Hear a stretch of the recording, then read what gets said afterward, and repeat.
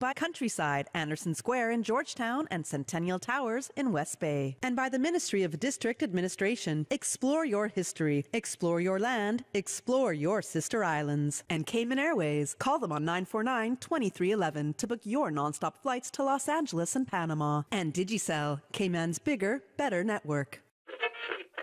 Oh, I think they're doing a great job. A lot of them are. Good afternoon, Dwayne. How are you? Not too bad, sir. Ladies and gentlemen, Radio Cayman's Talk Today with Sterling Dwayne Ebanks. But I do have some questions. There are more questions than answers. Radio Cayman's Talk Today. If you're ready to talk, we're willing to listen. Well, I really enjoy this program today. Cayman Islands' foremost listeners participation program. May God bless every person.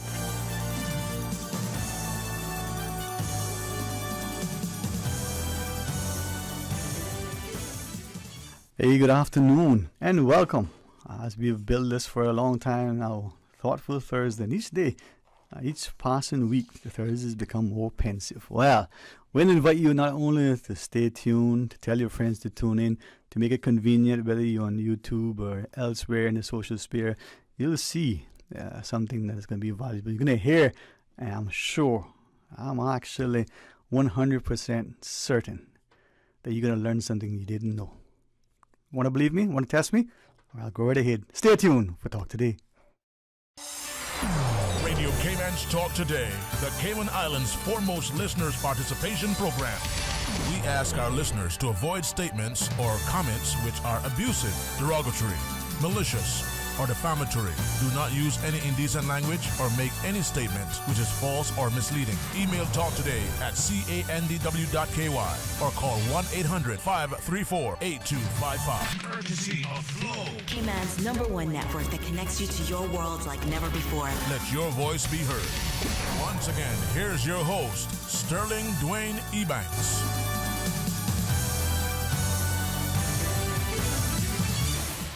Hey, good afternoon, welcome, and thanks for sharing with us. And as we focus on something that has been billed as far Tortuga, I must say at the outset, to be able to welcome someone that I've now been honored to be able to call a friend. To look at him as a young student, to see the remarkable gentleman that he has become. Mr. Badiari, if you don't mind me saying publicly, man, you make us very proud, man. How are you? Yeah, man, I'm great. Thank you very much for that. You know, I've known you for a long time too, right? And we go way back, and yes, you've definitely been a big influence in my life, from sports and culture and, you know, everything in between. And I always love running into you and chatting.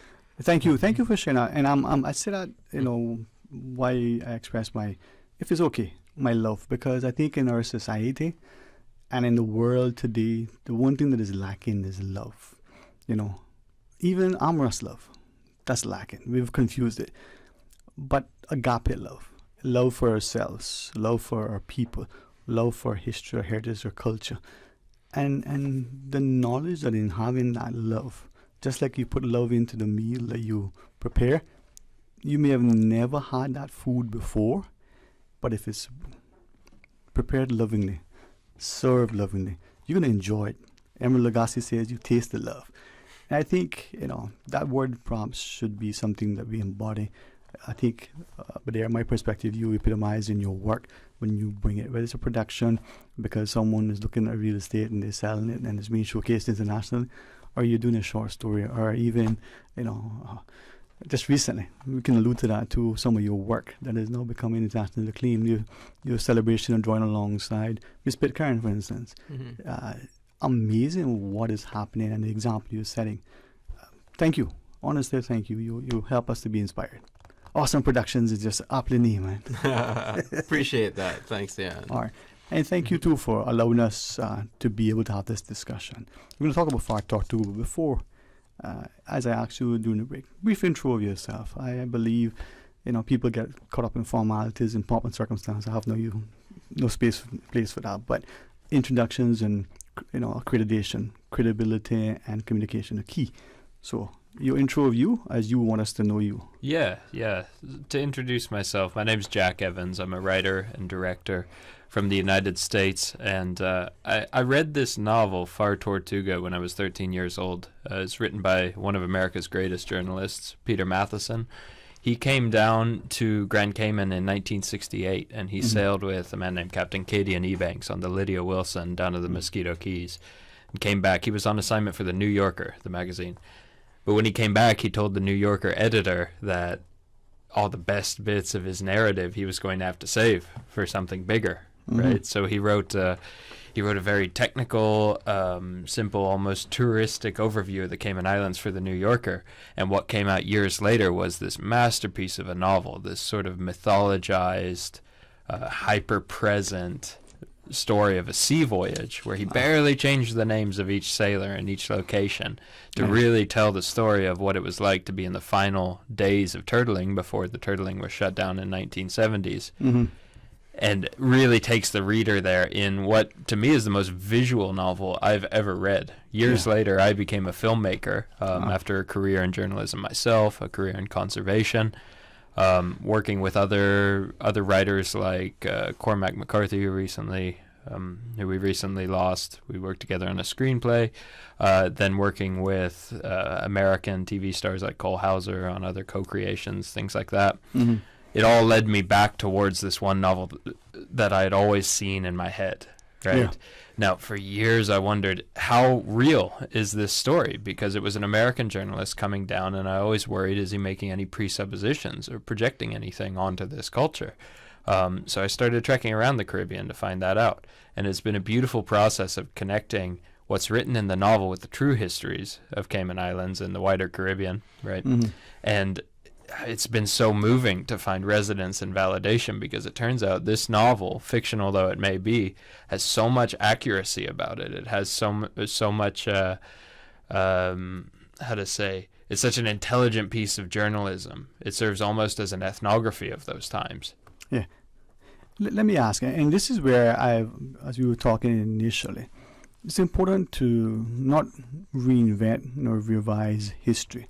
The good, the bad, and the ugly, as they would say in that movie that we all enjoy with Clint Eastwood, it needs to be told. It needs to be respected and presented in a way that pays homage to the era, but also for the legacy. So in asking, but there, this is home for us. We hope and pray that we'll be able to continue to travel safely. What's your take on it? First, did you know about it? And now that you've come to know about it, what's your take on it? So I had never heard of Far Tortuga, the novel. And since I've met Jack when he came down to start his work on the film, I read his adaptation to the screenplay, and I've since read the novel as well. And I'm just blown away that I had never heard about this. It's a Caymanian story. There's Caymanian people on that boat from West Bay or from all the districts. There's Jamaicans and Hondurans. There's all the archetypes that are here in Cayman that are tied together in this beautiful Treasure Island kind of novel. And then they're turtling. So turtles play such a big theme in the whole film. So for me, I was just blown away with the authenticity, the obviously deep research that went into that, because there's so much talk of the different things that we know about from the different hurricanes throughout the years, the different ships, the different families on island, the different stories, and the dialogue between, Georgetown is making fun of EastEnders and back and forth, etc. and here it is in this amazing, like Jack said, mythical novel, and it's intense. There's elements of it that are hard to grapple with, but are still real. And I think it's just important for us to be aware of this novel. And I think that when I read it, I was like, I'm on board with this film 100%. I have to be a part of this, and this is part of why I do what I do. And I think I would just love for everybody in Cayman to be aware of Far Tortuga, the novel, and realize that this is our story. This is a story about Caymanians, and I just really recommend everybody to read it, because there's so much work to be done in dialoguing about this story. Well, I really appreciate, I said this a couple of times already, I lost count how many just in this discussion, your presence here, and it's for a number of reasons. We're going to introduce something that I know many people didn't even know existed. We could probably even delve into some of it to get them to appreciate the history. If I'm not mispronouncing or sort of recalling what you said, you used the word ethnography earlier. Good description. Why that word, and what does that mean to you in respect to this body of work? Right. So a way to define an ethnography is really an in-depth look trying to categorize and understand, but ultimately relate to a culture different from yours. Right. Now, it becomes so interesting, especially in these times, because there's a lot of talk about who should be telling the stories of each place. Yeah. Right. There are many people who believe that only people from that place should tell the story. I do believe that there is some value in an outsider looking inward. Now, that puts all the responsibility, like if I'm that outsider in this situation, it puts all the responsibility on me to do the work to remove bias and prejudice and, most of all, assumption, right? Mm-hmm.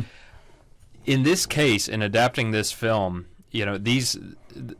the book is so accurate, the story is so based on the true lives that I feel myself to be more of a manager of the actual histories, seeing them into production so as to share them, than I feel like I'm creating anything. Right. I don't even... Peter Matheson, he wrote a fantastic book, but it's based on what he observed. Yeah. Who created this story? It's the Caymanian turtlers. It's the Caymanian culture, Yeah. right? So I'm here to make sure that our film project is influenced as maximally as possible by the people who really understand and have felt the feelings and have met the turtles and have gone through that history.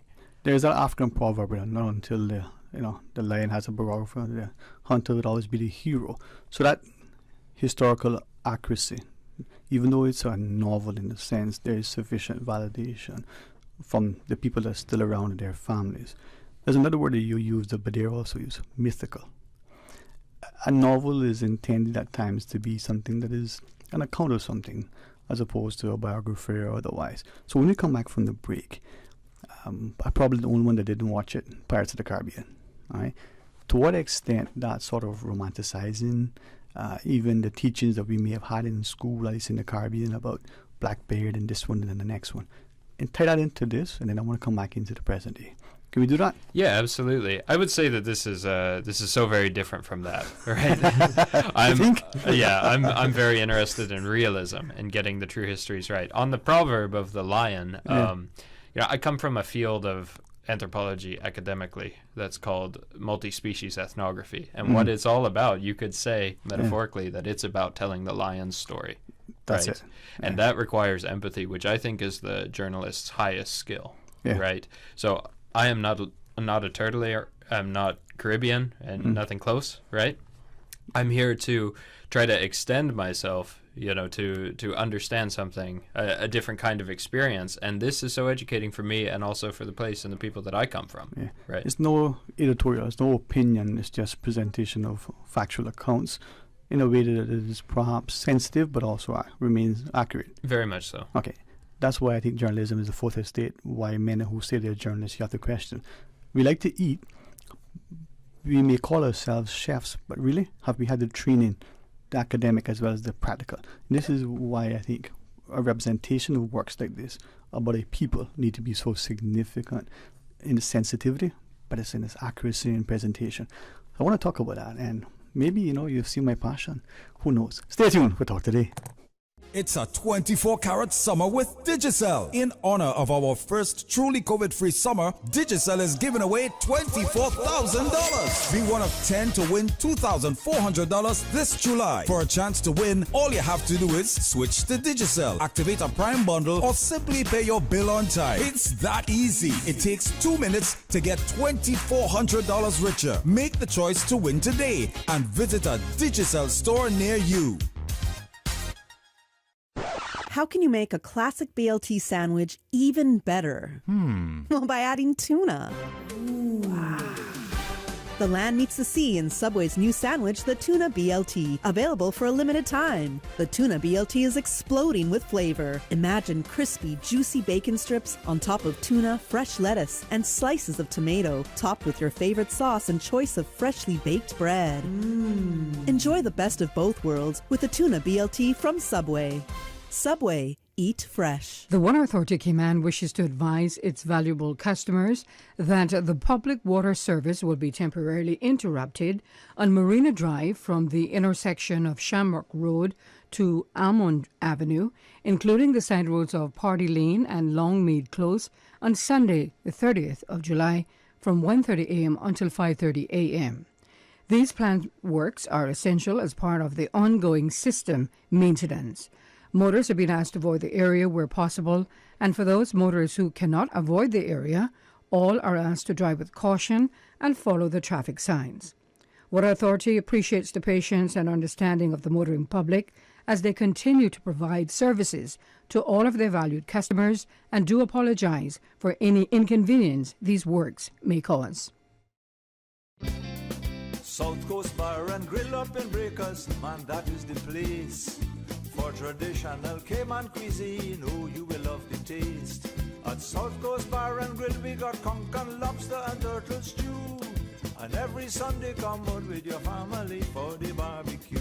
South Coast Bar and Grill by the seaside, 11 a.m. to 10 p.m. daily, lunch and dinner. Call us at 947-2517. For Cayman and cuisine, the talk today is South Coast Bar and Grill. Now, more than ever, supporting your immune system is crucial to helping your body fight off illnesses like the common cold, the flu, and COVID-19. At ValueMed Pharmacy on Walkers Road and in Boddentown, we carry all the essential vitamins and minerals to help support your immune system and improve your overall health. Some of our top immunity support picks are vitamin C, vitamin D, zinc, elderberry, and quercetin, or the popular 7-in-1 immunity support. Our pharmacists are always on hand to help guide you and answer any questions. Visit ValueMed Pharmacy on Walkers Road or Boddentown. Live happy, live healthy with ValueMed Pharmacy. Talk today. But I do have some questions. Talk today. Cayman Islands' foremost listeners' participation program. Talk today. Because there are more questions than answers. What the public is saying. Waiting to take your calls right now. Sterling Dwayne Ebanks.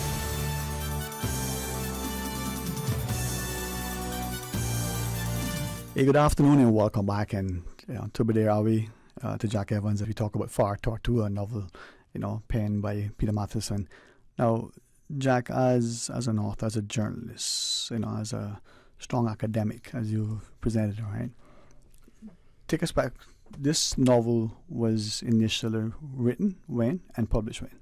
It was published in 1975, right. And the voyage that inspired it took place in 1968. And the reason why I ask that is that for many of us, this is 2023. We were born either before 1968 or 1975, but for many of us, we were born after. But even those who were born in that time and prior may have forgotten about this, may be inclined as respectful to want to forget about some of it, right? But it's rich, it's vibrant. It speaks to people with great resilience and resolve, and it should inspire us with respect. So with that in mind, as we watch the you can call it a franchise now, the guy with the mustache and he's swashbuckling around the place, and at some points, but for the mustache, I wouldn't be sure he was a bearded lady in the circus or what. But he's presented as such. He's romanticized it. That Pirates of the Penzance or whatever it's called, and this. Jack, to your perspective. Yeah, this is definitely a very different kind of story. This is, I would say, overwhelmingly, the theme is about human-animal relationships and what we put into those and what we get back out of them, right? Mm-hmm. My passion for this story comes from the fact that I grew up around subsistence hunters and spent a lot of time working around such people. Mm-hmm. And to see a depiction of these sailing men who are fishing for their bare livelihoods, mm-hmm. right? To see them chatting with such dignity, with such depth of understanding about life, love, other species, such empathy for the world around them, while still being flawed and compromised figures in themselves. That's something that we can really come to respect the people by. I've always wanted to see a film that shows that dignity about the working class, especially those who live in close communion with other species, because that breeds a kind of intelligence that is being lost in cities and in Western culture. All right. But we're not going to forget about you, so at any point in time, we may ask, but you also please jump in, and particularly when we get to the film and the process of filmmaking and the importance of whether it's on account of a historical event, whether it's a romanticizing of something, whether it's a fictional novel come to life. But Jack, as we speak to you, 1968 and 1975 as those two strike points. Looking at the Cayman history of the turtlers, some of us fathers at 10, 11 went to sea with their uncles and their fathers. These were little boys, but who were perhaps more physically and mentally mature than some of the 50 and 60-year-olds that we have today, all right, or maybe 40-some-year-olds. But there was also a rite of passage. There was also a time that not long ago, this was their livelihood, their expectation, their education. And as they applied the high seas, it must have been something that they knew. And it didn't just spring up, as they say, overnight. So in your research and thus far, to what extent the Caymanian seafarer, the Caymanian turtler, that practice that we may have seen in the 20s, 30s, 40s, and the like, was that something in your mind that may have been transpiring a century or centuries prior? Yeah, absolutely. I mean, this is one of the main things I want to honor with this film and show people, is that there's a special kind of knowledge that comes from that embrace of the non-human world. Out on that seascape, you learn a kind of ingenuity, that you can't get elsewhere. And every day you spend in the wilderness, you see something that you've never seen before, right? Staying in that conversation across species boundaries is something that grows you up real quick, and you bring it back home and you apply it to every relationship in your life. I'm always in all my work trying to nudge people towards an embrace of that, because it breeds courage out of necessity. Indeed. Right. And, I've had a few conversations with Caymanians about this. I was talking with Ray Banker, whom I know you know, the other day, and we were talking about what it might mean to be Caymanian. Unlike a lot of other national cultures, that might come with even stereotypes, Caymanians have always gone to sea. They've always interacted with a wide, wide world beyond them. For a very small island, it's far-reaching. I've heard tales about people who went to Tokyo before they went to East End, right? Yeah. So that breeds a kind of a different kind of culture point. And maybe, what's been put forward is maybe the culture point of a Caymanian is this kind of intelligence and ingenuity and resilience and adaptability to anything that's going on. You see that in the characters of this book. These characters, they don't know how to read or write. And I want to show people that doesn't mean that they're lacking anything in intelligence or adaptability or morality or anything like that. It's a noble way to live, I believe, in interaction with a wider world. And Jack, sometimes, as you said earlier, that sort of foreign perspective, that foreign voice looking within, is probably what a society needs. The scripture over there, it says, a prophet is not without honor, save in his own country. Sometimes we don't respect, value, and appreciate what we have, because we see it, we become accustomed. We know that person's grandfather's grandmother, aunt, uncle, cousin, sister, daughter, whose dog swapped it. And we hold that for generations, right? So in saying that, as you shared, Tokyo, before they went to East End, been around the world 1,000 times, and never been to the back.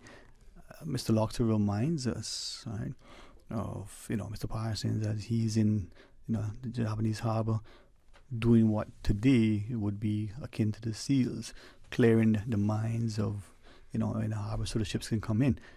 This is during World War II, when few had the courage or the ability, and here's a Caymanian, serving his adopted country to promote democracy. So, but there with that in play, what do we need to do, and how much more can we do to make our people see the richness of our history, the value of our people to its global contribution? Statistically, we've served in, from what I understand, more per capita in wars than in any other nation, and yet we're 500 people. Yeah, it's a good question, and I think what this novel and story has taught me is that we tend to, because I was born after this book was written, and the characters do experience as they're on this trip, they're talking about the transition from old Cayman to new Cayman. Yes. They're already seeing it happen, and for them it's an existential thing that they're dealing with. So I didn't deal with it. I came into the quote unquote new Cayman. Yeah. Right. And I think when you're born into the new Cayman, you tend to want to disregard the past as sort of not relevant. But what this novel has taught me is that actually looking backwards, in a sense, has helped me look forward. Yes. And that there's actually more to our past than we realize. There is buried treasure, literally and metaphorically, in our grounds, in our oceans, in our lands, and that we will be best served and better served to look for that and to explore that. And that's something that this novel taught me, because I didn't know that novel existed, and a lot of people who came out do not know that this novel existed. And perhaps that's not the only novel that we don't know doesn't exist, or whatever other hundreds and thousands of stories there may be still waiting for us to learn from and to carry forward into the future. And this is where I'm hoping that as people listen, that this isn't just about celebrating Cayman, the Caymanians and their history. This is about inviting people to appreciate that we're more alike than we are different, yet we allow ourselves to be divided. And to Badair's comment, Jack, what is it they share? If you don't know where you're going, any road will take you there, right? So even though 1968 is, for some of us, I mean, that's an eternity. For some of us, wow, 1968, I was 20 years old, man, or I was 2, or whatever the case is. When I asked about the turtlers, and you referenced, Jack, that this practice that we may have heard about from our parents or grandparents of the 20s, the 30s, the 40s, and the 50s, and even starting to fizzle in the 60s, you I think agreed with me that this is probably something that has been transpiring centuries early. To your mind, is it that we, the Caymanian of today, only see this act of turtling in the 1900s and may not have appreciated that it may have been something in some fashion that may have been 3 or 4 centuries earlier? What would you say to any potential credence to that statement? Yeah, I've really dove into the long history of turtling, know, and you see, obviously it was practiced by indigenous peoples all over the Caribbean for a long, long time, and there was indigenous peoples who taught European conquistadors and sailors and merchants and explorers how to use turtle to survive on long voyages, because you can keep them alive on deck. Right, so this is a long entangled relationship, and humans and turtles will have co-evolved over the many centuries up to this point. I'm always interested in looking at how multi-species interactions affect each other, and you only have to wander around this island to see all the homage to turtle, to see all the, to see how up until the 70s, almost every able-bodied man would be on trips down to the Mosquito Keys, and every single person was somehow connected to it in terms of their livelihood. Yeah, and not to be disrespectful, I'm going to make, for me, because I think it's important, when I looked at old maps, it was the Mosquito Coast, right? So I have a good friend, we always get in this discussion, mosquitoes, it's moses. And I said, okay, fine, but it's mosquitoes. And not because it's colloquialism, but because the mosquito Indians, right? And it's a real word. But like Barbandu, Barkas, and many places, we're forgetting it. The reason why I want to emphasize that, with great deference to you, but to all, is that, as you mentioned, the indigenous peoples of the region that showed in these new world conquerors, maybe we'll get into the impact on their lives and their cultures. But my personal hypothesis is that just like how the Caymanians that we know of today would have gone to the Mosquito Coast and did the turtling, that's a practice that they learned centuries earlier from people from that part that came to Cayman. And like the huts that we did over the Mosquito Keys, over the waters, they did that here. The 6 months, 3 months, 6 weeks that we did over there, they did that here because of the abundance, right? And Cayman was in the 1800s, 1900s, the reverse of what was being transpiring on that part of the Caribbean. As a consequence, again, just a personal hypothesis, the settlements, the population, ebb and flow in the Cayman Islands, long before it may be recorded in the English history, perhaps the works of the other nations, the European nations, the Dutch, the French, may have some of the things. Again, in your research, are we in Cayman oblivious, insensitive, or totally unaware of some of that recorded history, so that if we were to find it, it may paint a much more in-depth history of our country and see that it goes back even centuries prior to what is already published? In terms of what is known locally, I think that's a question for Caymanian.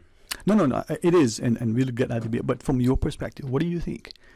I haven't quite gotten into those conversations with locals so much. It seems like the turtling industry is only 2 generations away, right? So many people have grandmothers and grandfathers who were tied to it somehow, right?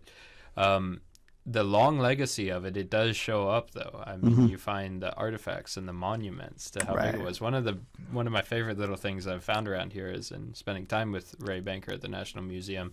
He pulled out a board game called Cayman Turtle Schooner or something like this, and you were playing as the intergenerational sea captains and their schooners, and it was such a central culture piece that it became an exciting game for kids to aspire to. So they were heroes of this place, right? Yeah. And I certainly want to make a cultural monument, to those lifestyles. Now, my interest in it is more about the story form, and my hope is that the reason I come here to Cayman Islands is to allow people of this culture to influence and correct this story everywhere where it might be awry, because I firmly believe that the truer story is always the better story. Yeah, ethnography. You met Ray Banker. I think that's one person everybody should know. He's over at the museum, an incredible resource. So you met him just recently at the museum? Months ago, actually. I was here in February, and next thing I knew, his parents were cooking turtle stew for me. How did you find that? The aftertaste is something I've never encountered in my life. It's distinctly reptilian, But I'd do it again. You do it again? Yeah. You lie. Let's cook some up. Well, and the reason, thank you for sharing that, because part of the thing, foods are, to me, a way to experience culture. Have you had other foods, or I don't want to call them exotic, because turtle isn't exotic, but have you had other particular foods? Or yeah, hanging around these islands, it's been fascinating, because I just get taken around to see the lifeway from the ground up, and you do have to do a bit of digging, right? Because I understand with the Hurricane Ivan and everything, a lot of the old structures and places are changed, right? But I love doing this digging, and it's become a situation where everything on this island is fascinating to me, because it connects back to this story that I love and that I'm so invested in personally. Cool, so man. we're always welcoming that kind of help. Well, we have a quick break to take. When we come back, we'll continue talking about Far Tortuga. We invite our listeners to call and share, to listen and to learn. Who knows, you might even laugh. Stay tuned for Talk Today. They say variety is the spice of life. And that's why at Subway, we're introducing the new boneless hot sub. Say what? The premium sub brings new ingredients like spicy breaded boneless chicken, French's crispy fried onions, and buffalo wing sauce, bringing a zesty and flavorful experience with every bite. Add some of your favorite veggies, cheese, and ranch sauce of your choice of freshly baked bread for the ultimate boneless hot sub. For a little spice in your life, try the new boneless hot sub from Subway. So good and tasty. And make it a meal with a drink and chips or cookies. Subway. Eat fresh.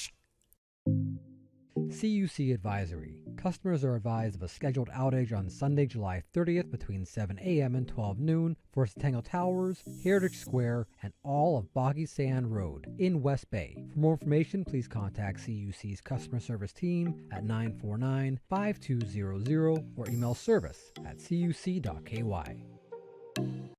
You know, as a little girl, I dreamt of traveling to faraway places and foreign lands. I tell you what though, no more dreaming. This summer, I going flying with Cayman Airways. How blessed are we in the Cayman Islands to have a very own national airline? Girl, you can fly to so many international destinations without the hassle of connecting flights. On top of Jamaica, Cuba, and Honduras, you got non-stop flights from Cayman to New York, Miami, Tampa, and even Denver, Los Angeles, and now Panama. Going to be a little cafe con leche and Hollywood Squares for this old gal this summer. Make your travel dreams come true with Cayman Airways, offering non-stop flights for non-stop adventures in Panama, LA, and many more places in between. For details and to book, call 949-2311, contact a travel agent, or visit CaymanAirways.com.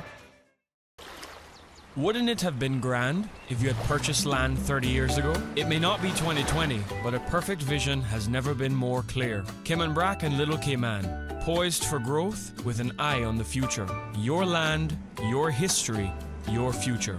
Discover all that our sister islands have to offer.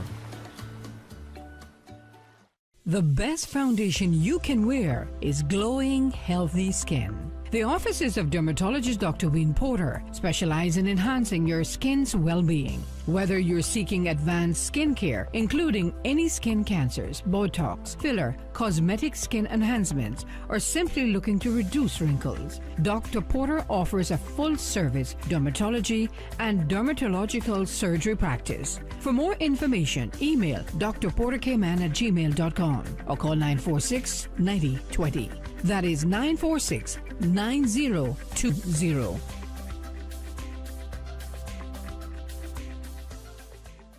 Talk today.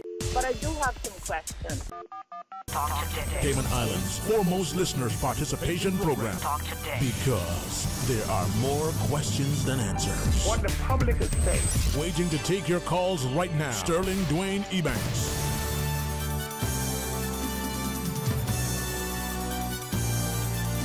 Hey, good afternoon and welcome back, and thanks for joining us. And I have the distinct pleasure of being able to sit in the company of Mr. Badir Awi. Yes, I said Mr. And you, like many, Badir, I'll share with you this morning. I'm increasingly inclined to share, with their permission, conversations with people.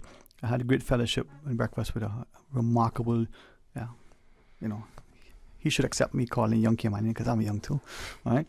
Two contemporaries, interested in the future and the betterment of our people, and to come away inspired and nurtured and encouraged. And as I sit across the table from you, not just because we're talking about Far Tortuga and respect for our history, but because we're looking at something and asking ourselves, hey, what can we do more? So as we talk about that, let's go to the phones and welcome this caller. We're speaking about Far Tortuga, a novel by Peter Matheson, soon to be, a big screen, sort of production. But we'll tell you more. Let's take this call. Welcome. Good afternoon. Yeah, I was listening and I didn't understand exactly what you all were talking about until you just said you're talking about the book Far Tortuga. Yes, sir. Yeah. You say there's going to be a film made about that? Well, let the people answer. But there? Yes, that's correct. That's what we're talking about. So we're here with, I'm a producer from Cayman. I'm here with the director, Jack Evans, from the U.S., who is directing the film Far Tortuga. What, is it being shot here in Cayman? So that's exactly what we're working on putting together. We've been scouting out in Belize because, of course, most of the story takes place on the Mosquito Keys of Nicaragua. Belize is a safer stand-in, but we're trying to bring this production here, so we're looking for investment and support from various institutions in order to make this film more Caymanian across the board. We want to make sure that there's plenty of Caymanian influence on the telling of a story that's so important to this local culture. Yeah, well, I think in the great scheme of things, I think that Cayman actually probably played a greater role in it than, even though a lot of the activity was out along the Central American coast, but Cayman was the more or less the kind of center of all that activity. Absolutely. So, yeah, I agree with you entirely.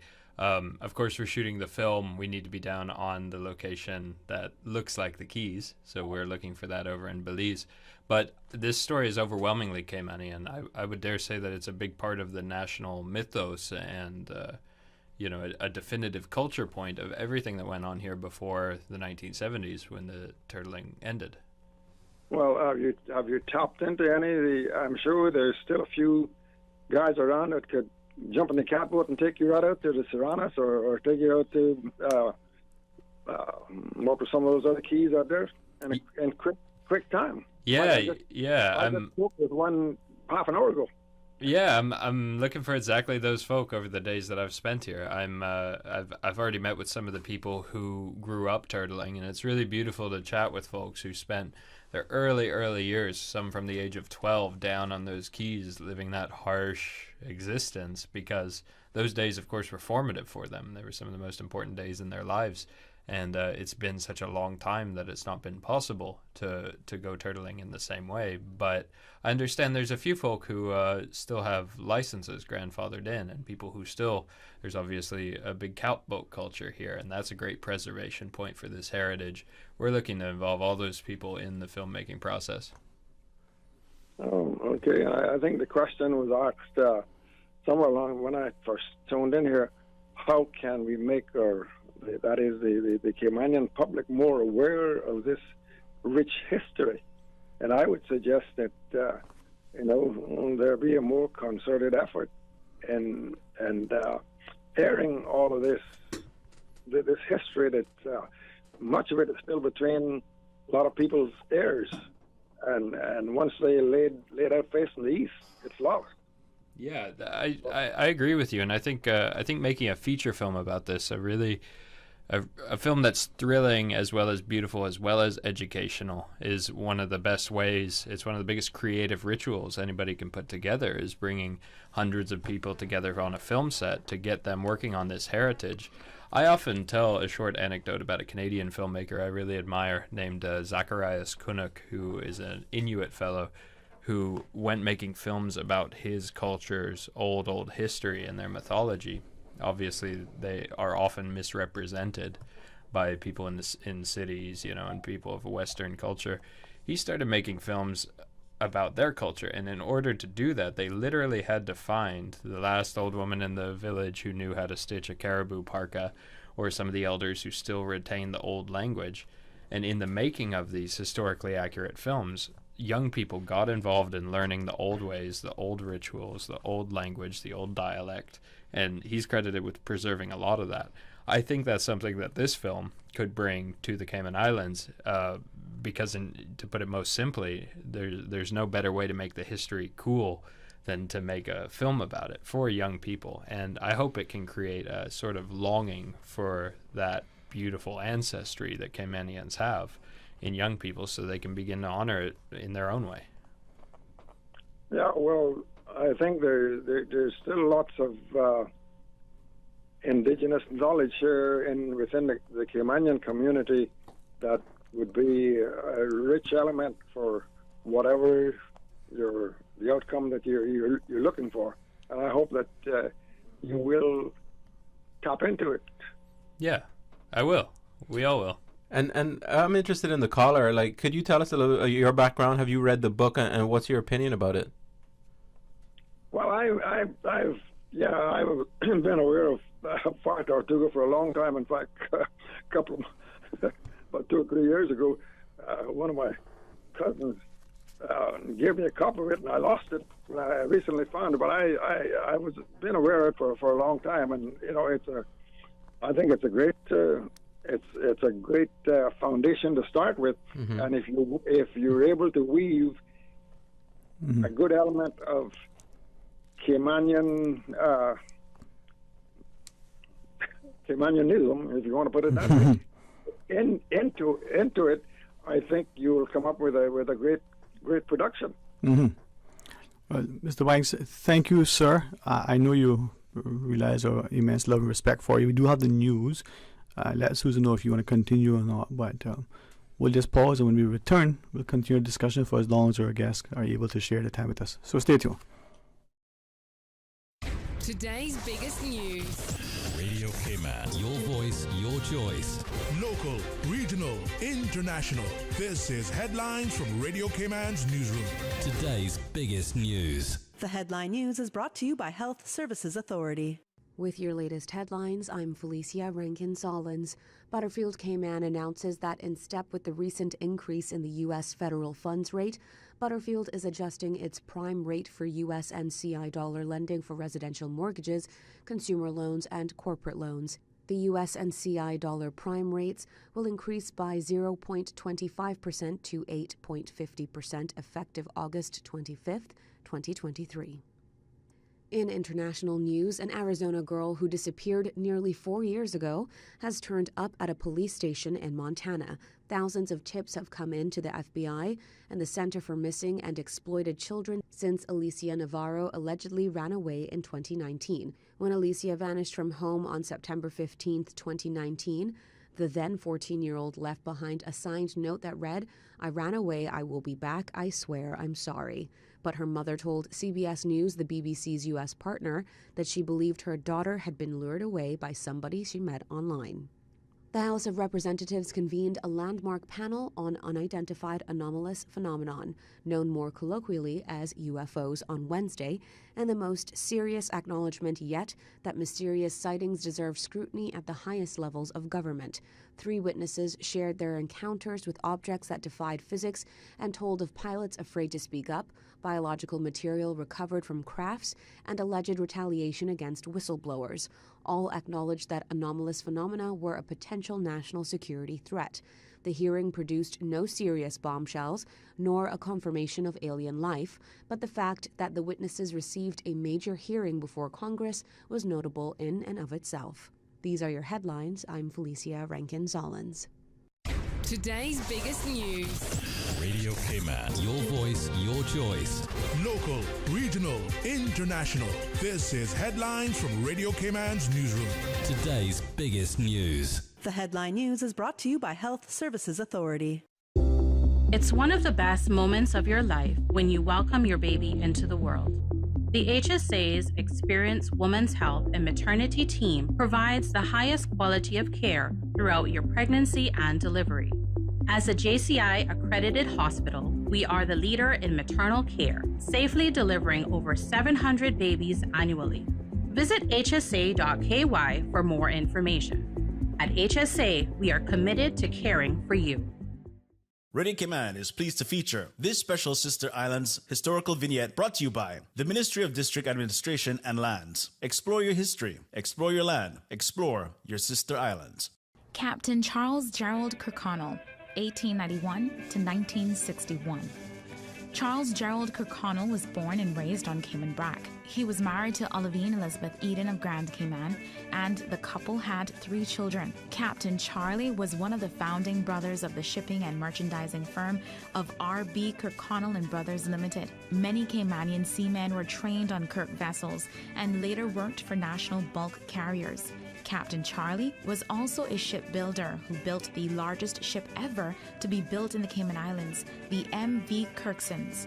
He and the late Bertie Foster were instrumental in helping to build the airport on Cayman Brac, which they both helped to finance.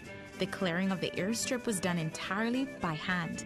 Captain Charlie financed most of the houses that were built by seamen employed by NBC, as there was no bank on the Brac. He served as a vestryman for the Sister Islands in the Assembly of Justices and Vestry. Captain Charles Gerald Kirkconnell. Radio Cayman is pleased to feature this special Sister Islands historical vignette brought to you by the Ministry of District Administration and Lands. Explore your history, explore your land, explore your Sister Islands. Talk today. But I do have some questions. Talk today. Cayman Islands' foremost listeners' participation program. Talk today. Because there are more questions than answers. What the public is saying. Waiting to take your calls right now. Sterling Dwayne Ebanks.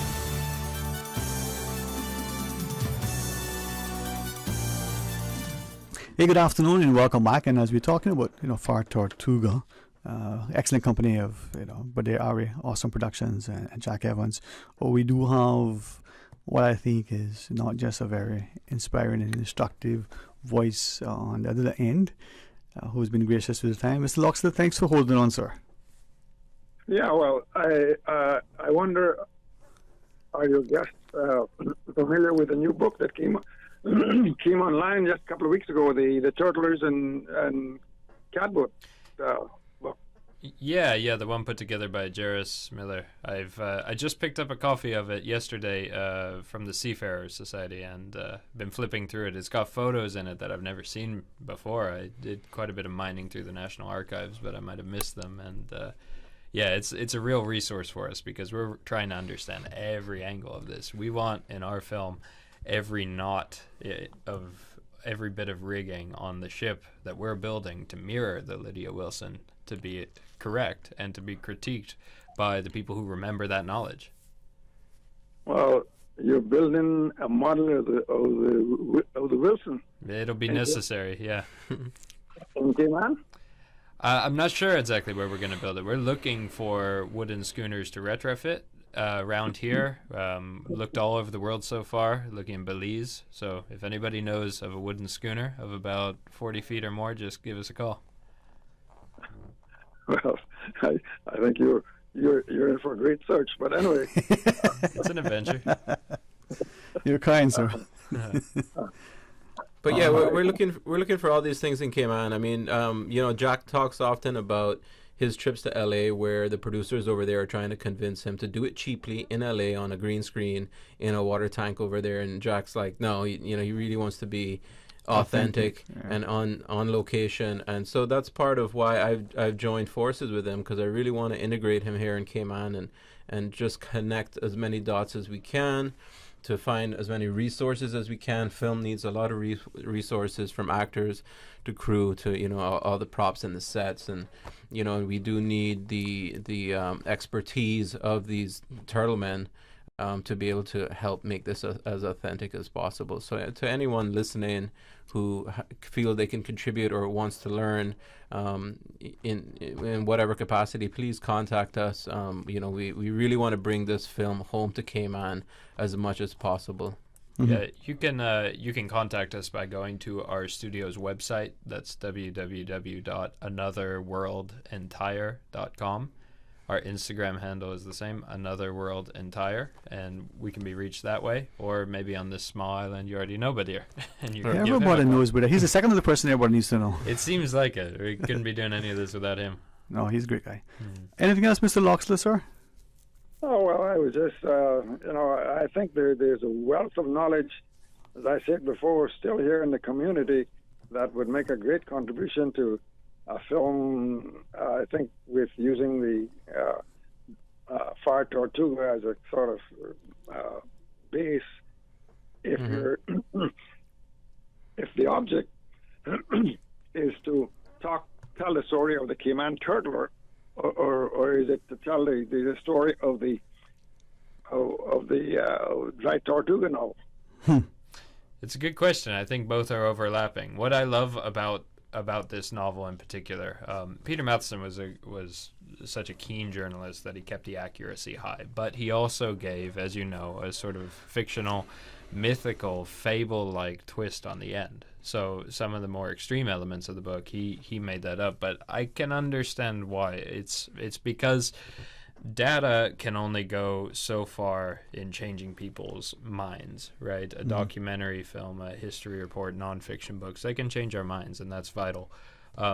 But it's usually story that really changes people's hearts. And this is why I've gotten involved in the fiction world after a long career in nonfiction work, because I want to immerse people in the emotional consequences and inspirations of being out on that seascape. And that's what Matheson did so well.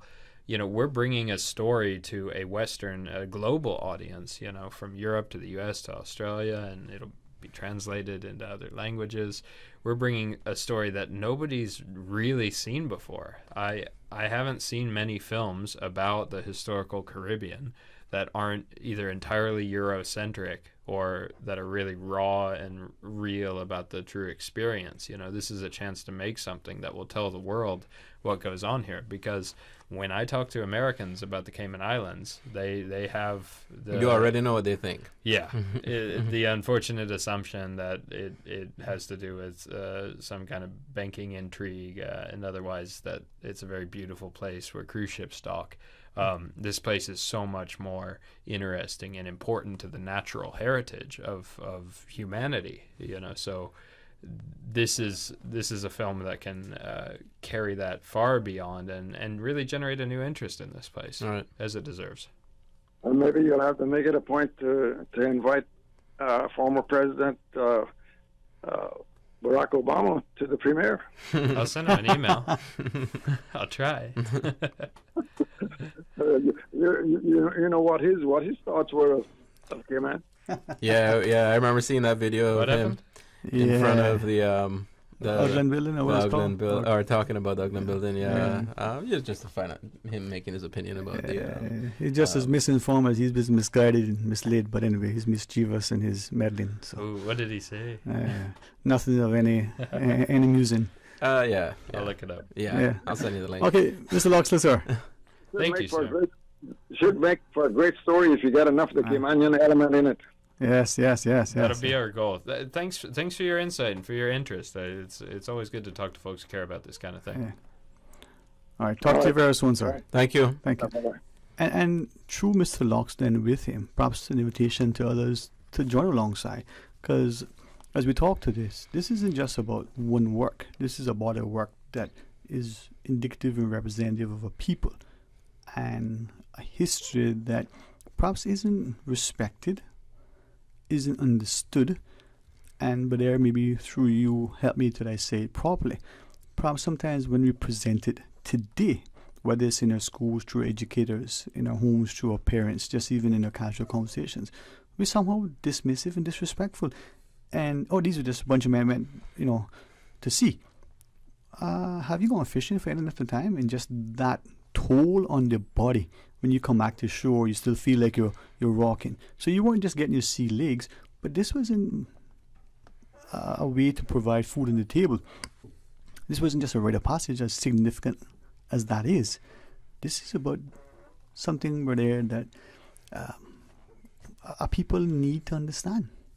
Maybe I'm just too much a lover of my people to appreciate when others discard and disrespect. No, I think you're right. A lot of us complain when we get up 9 o'clock in the morning to go to work, right? But when you look at what these guys had to do to go to work, I mean, that's just, that's a different ball game to go out on the open ocean, on a sailing ship, and to go against the weather conditions and very often to lose friends and family out there on the sea. And, that's a different ball game, and we definitely need to pay a lot more attention to that and pay homage to that. Yeah, man. Yeah, those emotional currents run through the novel. There's a whole passage of the novel and the film where a survivor of the Majestic shipwreck sort of has a coming to terms with his own survivor's guilt, and that's a real legacy piece of the ancestral experience of Cayman Islands. And if you imagine just beginning with the rite of passage of going out to the Keys when you might be 12 years old, and begin imagining how thirsty and hot and salt scarred everything would have been, and the grimy work of hauling up turtles, and to come home, sell that catch, and pay off your family's debts and go right back out there, it's something that will get that activity and that relationship with that seascape all the way into your blood and into your bones, right? It kind of becomes your everything as a worldly experience, and it's sort of the finest teacher. Yes. Carrying on those teachings that's something that does need preservation. There have been history books written about it. There are transcripts. There's some fascinating transcripts in the National Archives that carry these stories forward. But we're talking about a reenactment, which is as close as you can get to going back there. Yeah, we want to talk about the film-making process and the idea of a reenactment instead of a depiction and the like. But first, as we're speaking to, but they are Awesome Productions. We're talking about Far Tortuga. We have Jack Evans with us. Can I read with you? I'll even endeavor to do so without putting on, to be respectful. Right? It says, good afternoon, sir. Please feel free to mention, and I certainly wasn't paid to do so, Caymanian Epics, which was published in November 2021. Caymanian turtling is a central topic in the book. Captain Dwayne Ebanks is also mentioned, as well as the schooner, the Lady Wilson. This is from Dr. Curtis Barnett. He said he also wrote an article or review about the Matheson's Far Tortuga, which was published in the Nor'Wester in little over 40 years ago. And I'll ask him, and hopefully the message will go through Dr. Barnett's permission to share his details with Badair, because another invaluable resource. Jack, I read that as is, and I read it publicly for a couple of reasons. In listening to what you just shared, not to you specifically, but just generally the collective, general you. Many of us have ulterior motives and agendas. We exercise because you want to be healthy, because you want to catch the eye of, the fine gentleman across the street. We publish something because we want to be recognized and rewarded for it. We star in a film, hopefully to be nominated to get the Emmy or the Oscar, or whatever it is, right? People study hard because they want to A in the exam. People have ulterior motives, and that's what it is. But in this, perhaps the collective ulterior motive could be, as a people, we come alongside and ensure the accuracy and authenticity. And to say that in the film process, you want to create something that is as close to what transpired as opposed to a fictionalized account of something that is romanticized, that may be reinterpreted and represented in a way that, take what I used to tell my students, the American president Ulysses Grant, not Ulysses. History recorded him as probably one of the worst presidents, Obama aside. But now, right, he's going to probably be represented as somebody great. We do that with so much. Right? History shall be kind to, for I shall write it myself, said one fellow. Mm-hmm. But when is honesty, integrity, truth, and ethics important? You want it to be that in this, Jack, I gather. You want it on authenticity. Yeah, absolutely. Right. Yeah, and it's nice to hear from Dr. Barnett as well. I've come across that book there at Seafarers, and I think we received a message from him via one of my colleagues at the Peter Matheson Center, and that's a good bit of news that I'd love to let people know about. Peter Matheson, the original author of this book, passed away almost 10 years ago. Mm-hmm. But his family and his friends run a sort of legacy foundation to support some of his greatest passions in life, including journalism, literature, and also Zen Buddhism. He was a Zen monk, among other things, and that highly influenced his writing form in Far Tortuga in an interesting way. But the Peter Matheson Center is now in support of this project, which is wonderful because it goes to show that this story's heritage and by connection, every individual and every culture that it touched can be handled by, I would consider, the right inheritors of it, which are the Caymanian people and the people related to the man who penned the book, And it's kind of trying to, a reenactment like this gets interesting because you're dragging forward the true characters of the past to where they will meet with the reenactment, and does that not make it something more of a continuation? Yeah. So with that in mind, the cast, you still... Again, guide me. I'm gathering in the formative stages. I don't know a lot about filmmaking. I read a book about making film, and there seems to be all sorts of moving parts. You need money, you need a space and a place, you need people, you need a camera, you need all the things. Then when it's done, you need the production and the post-production and the editing. Then you need the marketing, and then you need the audience to come. Sounds like you know. Is that what it is? It sounds like that's everything. No. I forgot the most important part. Craft services.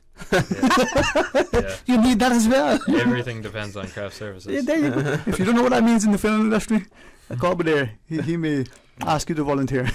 Say yes if he does. No, but there's a lot of things that go on in it, right? Yeah. So let's start with casting. I'm looking for the lead role. Okay, I'm not. Well, where are we? Well, so last year we went and made a short film in Belize. That was more... It's an original story that I wrote inspired by Belizean culture. Yeah. It was our first step towards Far Tortuga. It was not meant to be a Caymanian story because I had not been here Okay, yet. that's good, B. Yeah. So we started working away on that in Belize, and we had two young actors from New York, and the rest of the actors were all Belizean. And put them together, and it was really interesting to see them play off each other because of course the Belizeans are the ones that bring the true culture and the accent. We wanted to mix them with outsiders so that they could educate each other, you know. So what we look forward to is casting a mix of people, amateurs, sailors, professionals. We're, of course, looking for A-list cast members that we'll be approaching over the next few months as our fundraising continues in order to make sure that this film can be seen by the wider world because, of course, they attract some star power as well as their skill. Yeah. So we're looking into that, but one thing I want to mention on this radio show is that we're interested in any young and up-and-coming talent, any enthusiastic crew, cast, critics of this story to track us down and come meet with us. Where we would embrace with open arms that kind of support and interest in this story. So we'll actually be meeting at Luigi's at 9:30 tomorrow afternoon. Tomorrow's Friday? Okay. Yes. Okay. So at 9:30 on Friday, Badir and myself will be around gathering with some of the people that we've met along this path. Cayman Cabana? Correct. Okay. Correct, yeah. So about 9:30 p.m. we'll be gathering there to discuss this project. Some of the crew will be there to meet Jack, and definitely we want to meet whoever is interested in being a part of the project, and actors as well. I know there's other things on, but here are 2 good events. We can go to the session for the Miss Universe Cayman, and then come down to Cabana with you guys, and just keep the party going. Yeah, man. Let's bring the Miss Cayman contestants over, man. Miss Tyson, there you go. Caitlin, all are welcome. But and I appreciate that. And as I listen to you, I'm going to make sure I don't miss any of my messages. I'll check them during the break because I don't want to seem disrespectful, inattentive as much as I believe that people believe that you can multitask. Nah, pay attention to what you're doing. If you don't, stir the pot when you have to, it just might stick. The focus. With that, though, we recognize, for those who don't, maybe there'll be now actually come to knowledge, there's a strong Cayman-Belize connection. Indeed. Okay, my father's uncle, on his father's side, was a captain of a famous vessel here, and I remember shortly before we went down, going on board and having supper, and I always wondered, did I cause that to happen? I don't know. I remember walking from the dock to across the gangplank into the ship, and being afraid, and my youngest brother like, come on man, back and forth, and I'm like, no. And it's rough seas and it's wobbling. Thing is probably 18 inches wide. But I said it to say that seafaring heritage, that connection, perhaps the Cayman Belize and the wider Caribbean could be something. If it's not improper, the authenticity. You watch some movies and you hear a fella trying to do an African accent, and like, guy, where are you from? Just talk the way you are. How important it is to have a person trying to speak Caymanian, or having that person speak the way they speak from where they are, and just portraying. There's some actors who are good and they try an Irish accent and it's horrible. Yeah, it's vital in my opinion, because that takes me right out of any story I see. Exactly. It's abrasive. I come from down south and in the United States, and I can spot a bad Southern accent, and I have to turn the movie off, right? So it's personal to anybody who cares about it, who speaks that way themselves. So that's something we're going to invest a lot of time in. You might meet some of our actors around this island once we get the production up and running, because they're going to have to be soaking up the accent until it's perfect. If I may, a troubadour, Rankin, Jordan, he was on the chef show the other day, and we watched him. I felt great. Here's a gifted guy who's in the kitchen, and he was eloquent. His elocution was great. He spoke. There was no question of his pride in his ability, but he stood out. And it doesn't matter if you're a Caymanian from extraction and you happen to have a particular alliteration with your things, but at the end of the day, you're you, right? But there you're probably as, if not more so, intelligent than many filmmakers otherwise, and yet you represent who you are. I just say Belize, just realize. There's a Belize connector. I sit up without even thinking about it. Right. But in saying that we represent who we are, speaking how we are, ensuring that we communicate effectively and comprehensively, is that something that we can ensure that in any production like this, that there's a fair representation, but the guy isn't from somewhere trying to talk like me. I only talk like me. Mm-hmm. Yeah, it's fascinating, because like Jack's saying, when you hear, a Caribbean accent on the television or on a film, and that it sounds off, it really does throw you off. So it's going to be fascinating to see how we tackle. We haven't really gotten that far so far with between Jack and I in Cayman, but eventually we're going to have to really get there and see. How do we really make this sound Caymanian? And it's not as simple, I don't think, as how do we sound today, because this was 50 years ago that this story took place. So then the question becomes, has the accent changed in the last 50 years, right? And then how has it changed? And then so, maybe it's not just as simple as the characters talking how we talk today. We got to think about how they talked back then. So it's very complicated. I'm sure there's a bit to it, and I look forward to sort of just researching that and really figuring that out, so that we can have the actors immerse themselves and really just sound authentic. But this is why perhaps tomorrow evening, for many of us, maybe it's out of curiosity. We just want to know what's transpiring. Maybe we have an interest. Tomorrow, Cabana, 9:30 p.m. Come down and get an insight and the like. Yeah. Please do. We'll need Caymanians on our boat. We'll need them in our cast in order to educate any outsiders that we might cast or hire as to how it's done properly. And I respect the endeavor to want to perhaps have a replica of a vessel. I remember long ago, I've said this a couple of times, and hopefully one day someone will remember it. As much as I prefer to read, it is my passion, I love it, over an audio or a video. There was one day, I was trying to distract myself and channel surfing, and there was this vessel, this schooner, and it was just in the high seas. And what caught my eye was the flag, and then the bottom it says Georgetown, one word, comma, CI. And so it was just a fill-in shot, but it was a vessel without question. Or it was an old film, just by the greening of it. But I didn't have DVR, and by the time I went back, where was that channel? And I've seen it, and I know that is a vessel because it's in my. The way I say that, we know there are a few out there that are very few that are Caymanian vessels. There's an attempt to bring back something that isn't a Caymanian vessel, but it still had Caymanian connection. If you're not able, because of cost or availability, to recreate a replica, what would you do? I wouldn't do this film without doing it in the real way. My passion here, coming from my background of writing and journalism, I want to make something that's uniquely and originally real and on location, right? So our way of thinking about it, our method, is to run the expedition as it was and film it almost like a documentary. Although it's all acted and scripted, we want to relive it, because I've seen a few films that do that, and they just glow with authenticity and intrigue, and they make you want to go to that place. I'm thinking a lot of the films of Werner Herzog, a German fellow who pioneered that method, and it made some of my favorite films because they showed me the world when I was young. They made me want to go places. I'm still working on going to all the places that movies like that taught me about. Yeah, I did it through books, and this very descriptive, narrative reminds me of Marlene Jacks, the late Marlene Jacks.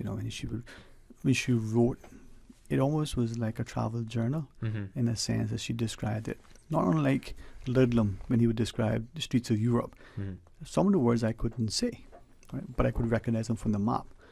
And when he was down some street in Paris or whichever, you got to see it with such vivid imagery, and that's important. So when we come back, could we ask about the film process, potential budget? You're going to create a replica. Any idea? Is that a $10,000 boat or a $10 million boat? And so, but there your point to a green screen and a bathtub, and then go back to the pirates. What was that vessel? Was that just something that, and so people can get an appreciation as to what is involved? Would that be okay? That would be great. All right, there is not going to be an exam. Trust me. It's something good to talk about with your children. Please stay tuned and join us after the break.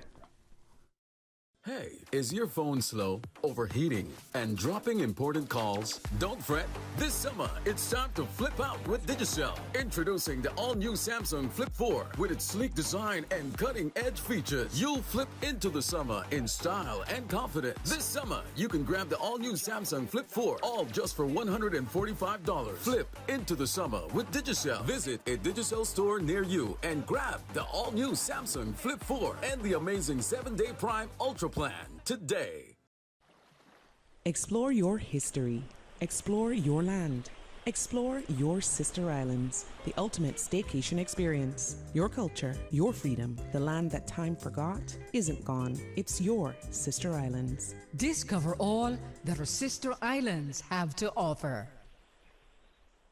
What exactly are the steps in the STEPS 2023 National Health Survey? Step 1 is a questionnaire where you'll be asked about your health behaviors and lifestyle choices. Step 2 involves home measurements like height, weight, and blood pressure. Lastly, Step 3 is a finger prick blood sample for cholesterol and glucose. STEPS 2023 starts on June 3rd. Learn more by logging on to www.gov.ky/steps.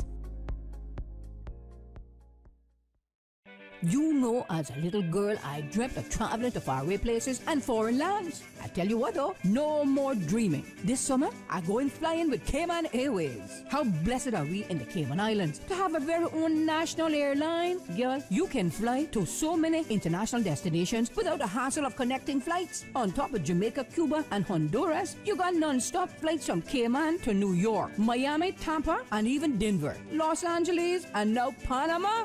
Going to be a little cafe con leche and Hollywood Squares for this old gal this summer.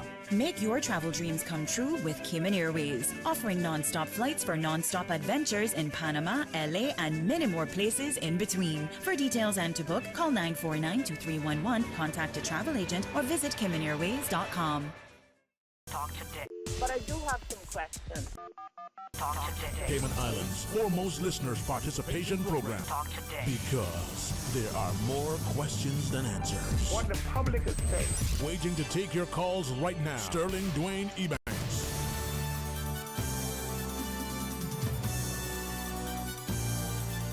Hey, good afternoon. Welcome back. And as we look at Far Tortuga, Jack Evans, but there are we, you know, it's not just about a film production.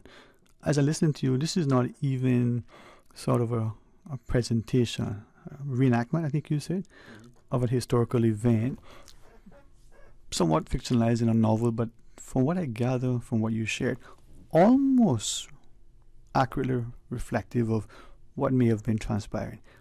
Am I exaggerating? Did I misunderstand you, or is it a fair representation? Yeah. I think to clarify it even further, it's a fable-like story. It's a sort of mythically inspired thriller, right? That's set entirely within an authentic life world of what the Caymanian turtler would have experienced. Yeah. But to be clear, the characters in the story are not representatives of actual people. You know, they're fictionalized. Their words and behaviors and actions, you know, are invented. However, it's inspired by a deep, rich understanding of what their days might have been like. So in this way, I think it becomes extra valuable because the younger generation will be entertained, which is critical in learning history. I love history, you know, but I'm not going to read a dry history book. You know, I believe it's the artist's task to make things as exciting as they truly are and to represent them in a thrilling way with accuracy. You know, but history isn't dry, isn't boring. It's not. I mean, you look at a historical account, even if it's just a photograph of the photojournalist during a particular war or something, right? Just look at it. Black and white photo, you can see the emotion on the people. You can see the grime on their skin. You can see the horror in their eyes. At least I can, but you can see it, right? Yeah, I mean, you know, I think what's interesting about working with Jack on this is that his approach as a filmmaker is really different from the Hollywood producers, because, you know, so many of the movies that we watch nowadays, they're very like over spectalized on green screens, and it's just always, it's kind of a lot of bang in your face, whereas his approach is very much holistic. And being there and putting the actors and the crew through that actual experience that these characters went through, so that you're there suffering on the boat as you're making this film. And I think we're longing for that. And I think just moviegoers we're kind of getting tired of what we're seeing on the screen. You know, we're getting tired of what we're seeing on Netflix. It's, you know, there's always, it's the same old same, and a lot of people are complaining about the quality. And I think this is a good approach. And I really love working with them on it, and to have this approach with it to, you know, to sort of, to give us the experience of that history, so that it's more emotionally impactful for us. All right. So we're talking about Far Tortuga, novel by Peter Matheson. We got Jack Evans and But There Are We. And I asked, going into the last break, about the film process and the like, and potential budget. I'm not a naval architect, all right? My brothers would say, the much times you've been on the boat recently, we can't even call you a seafarer, but anyway. So if you were to construct this replica, and for the film itself, what kind of budget are we looking at? I mean, this is a blockbuster $100 million project. I mean, what's this? Not so much, and this is what I love about it. It's a low budget film, right, by Hollywood standards. That's considered to be $2 million, which is to me an incredible amount of money. But but that's what it would take to put all this together. You know, whether we're filming parts of it in Belize, parts of it in Grand Cayman. That's my ideal situation. We'll see where it tracks out based on that budget. But to rebuild the Lydia Wilson, or as it's called in the fictionalized version of the book, the Lilius Eden, to rebuild that would it'll be interesting. We're looking for schooners that we're hoping to retrofit, and it could cost between $50,000 and $80,000 to get it up and running. You know. Yeah. So it's but what I love about this style of filmmaking at this indie budget level, this independent level, is that it becomes the art of everything. Everything matters on screen, right? Every button on the shirt has to be accurate, right? Every line of dialogue needs to roll off the tongue just in the way that it actually would. That's emotionally resonant, right? The lighting is important. I mean, everything that piles into a shot on screen becomes a canvas for us to express our feeling of the story. So it's a wonderful thing to work in. It's thrilling for an artist. You don't want a gale of force winds, a guy with a bucket throwing water with a fan blowing. You want it to actually look as if it's the impending hurricane. Yeah, I'm not too worried about finding wind. Or so you're going to have politicians. Just kidding. No, all jokes. My friends are going, I'm going to invite you in America. The $2 million budget and the 80,000 that you referenced. The 8 is separate or included in the 2 mil? It's all part of the $2 million budget. So we're down in we're down in Georgetown right now, trying to raise the initial funds. We actually haven't begun the fundraising for this feature in a truly serious packaged way until just recently. So our first stop has been the Cayman Islands, because we're hoping that production support and investment can come from this place so as to tacitly influence the film more. So we're looking to raise $250,000 on island now. And we've got other events scheduled across the world, in the U.S., at film festivals in Europe, things like that. If it's okay, help us understand. Many of us know that the actors in the film, you know, Angelina Jolie walks away with a lot of money. You know, Harrison Ford. We know they get paid, but the people that put money up to get the film to the screen, so the audience can come and watch, maybe we don't understand how they make money. So that person that comes in and says, here's 2 mil. In fact, here's another extra 2 mil. It's not a charitable grant. They can make money. If it's okay, how would they make money? They become the executive producers. Talk to me about that process, please. It's an investment. This is a business, you know, and it's meant to scale up. Even over the course of multiple films, right? We are in the film business, you know, in a real way. So. So investment in Far Tortuga is exactly that. It's investment, right? And it comes back with shares that come back from ticket sales and acquisition by streaming services, things like that.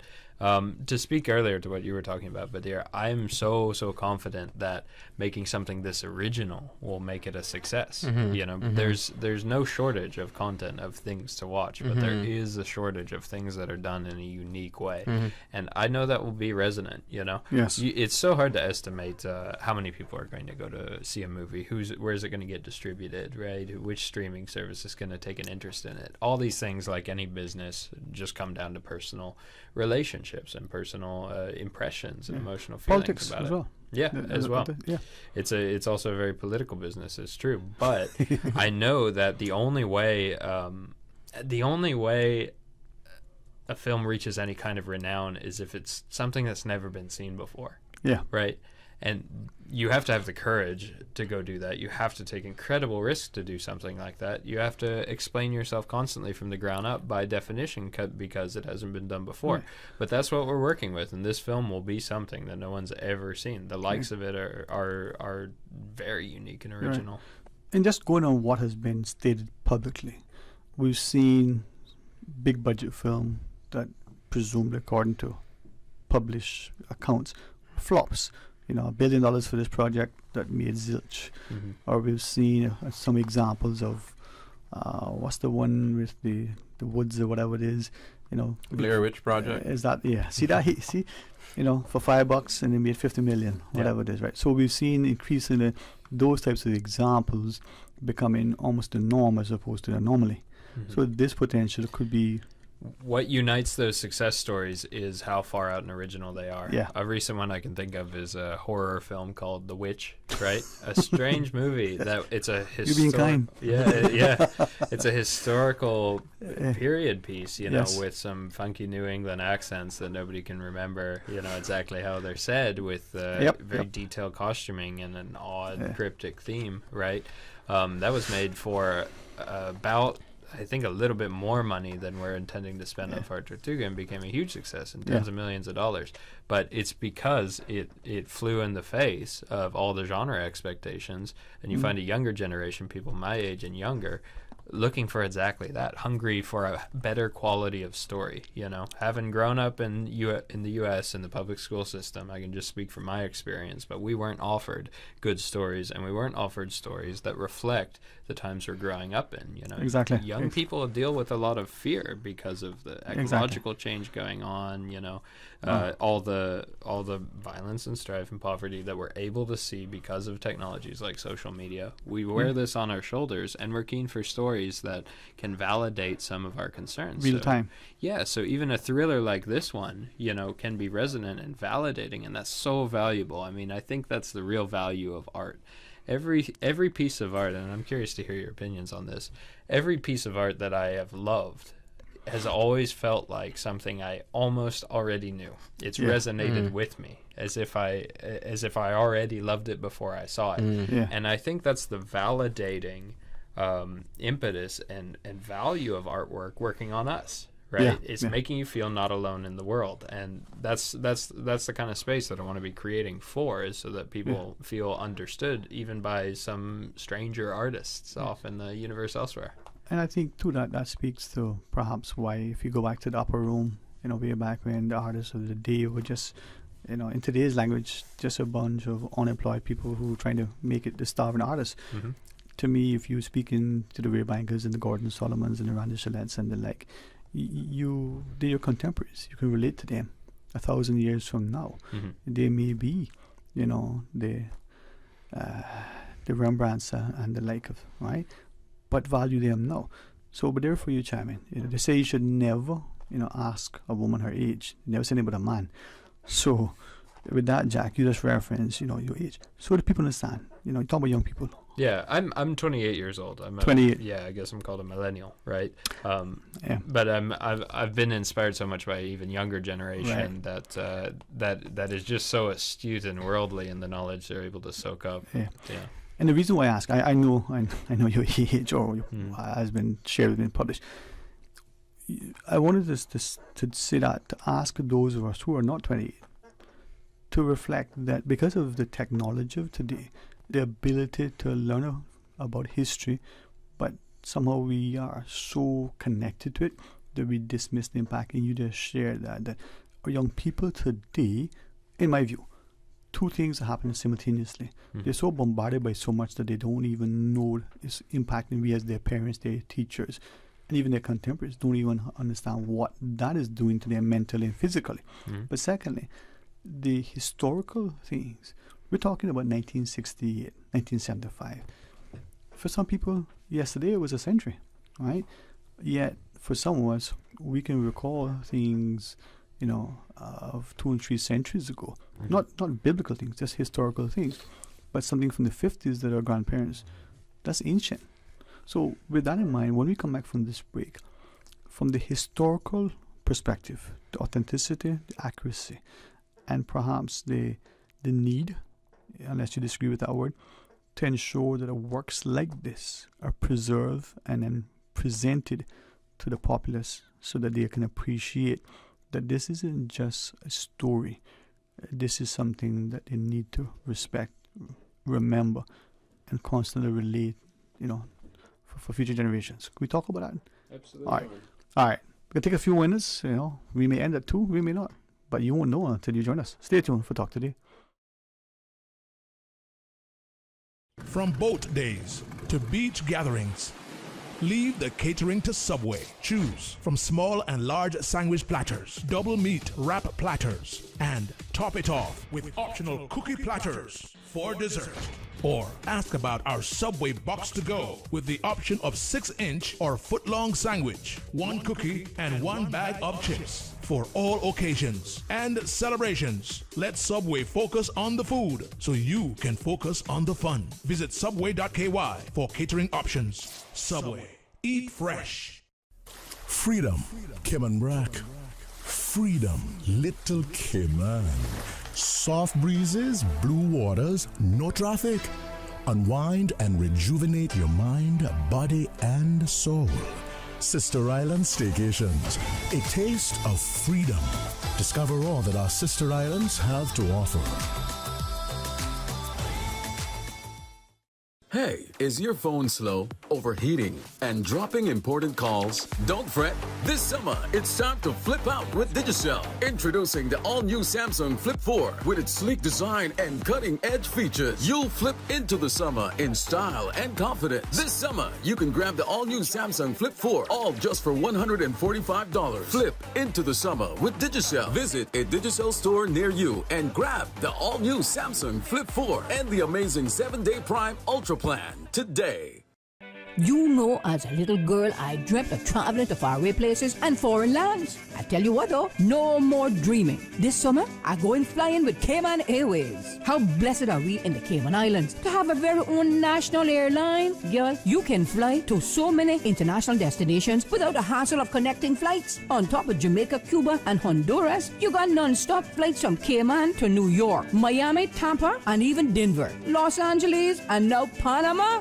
Going to be a little cafe con leche and Hollywood Squares for this old girl this summer. Make your travel dreams come true with Cayman Airways, offering non-stop flights for non-stop adventures in Panama, LA, and many more places in between. For details and to book, call 949-2311, contact a travel agent, or visit CaymanAirways.com. Did you know that in an event of a hurricane, water designated for the purposes of drinking, cooking, and bathing must be disinfected before use? Water may be disinfected by boiling or through the use of chlorine bleach. To disinfect through boiling, simply leave the water on the fire 1 minute after it begins to boil. To disinfect with bleach, add 3 ounces of chlorine bleach to every 1,000 gallons of water. If you're not able to smell the bleach in the water after 30 minutes, then add half of the amount of bleach that was added during the initial application. Recheck the water after 15 minutes to ensure there is residual bleach smell. A residual bleach smell is an indicator that the water has been properly disinfected. For more hurricane food safety tips, visit the DEH website, www.gov.ky/DEH. Talk today. But I do have some questions. Talk today. Cayman Islands' foremost listeners participation program. Talk today. Because there are more questions than answers. What the public is saying. Waiting to take your calls right now. Sterling Dwayne Ebanks.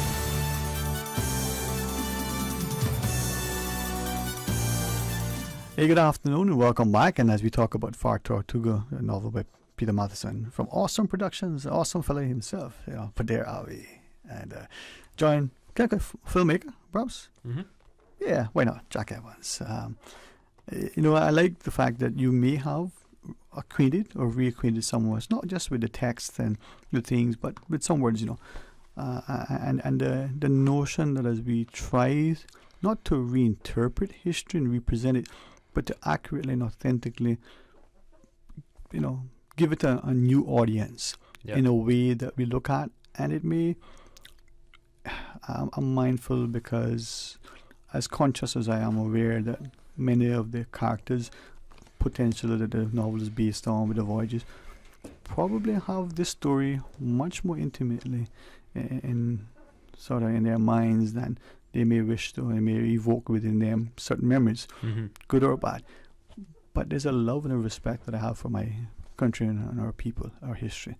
The idea that, my own father, very young boy, just barely in double digits, going to Miss Keys. To hear his contemporaries today speak about him, his heroics, and physical strength and presence of mind. But there, can you imagine swimming, off the Mosquito Keys with bull sharks and hammerheads around you? Someone falls overboard and you jump in as a young boy and, swim them to safety.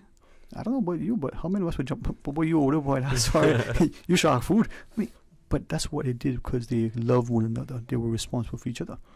You know, you're the adult and here's this young child. How are you treating that child? What example are you? What's happening? Perhaps some of these things. You know? It's that kind of hardship that bonds people together, It right? is, yeah. You see it in any story of warfare or conflict, you know, or revolution or political distress or repression. Yeah. You know, you see an incredible bonding force. It could be called the only positive effect of harsh situations like that. But here you also have the life driving importance of feeding one's family. You know, that's your life world.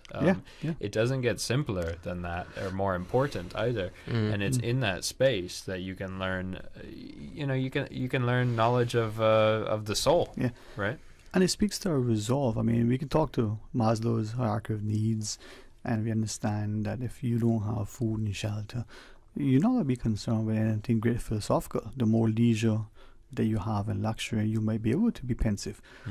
But as a country, how much of Mr. Andrew Power's sort of heroic efforts, right, are even being not just recalled, but being reminded to our people, you know, to be able to swim, you know, all that time.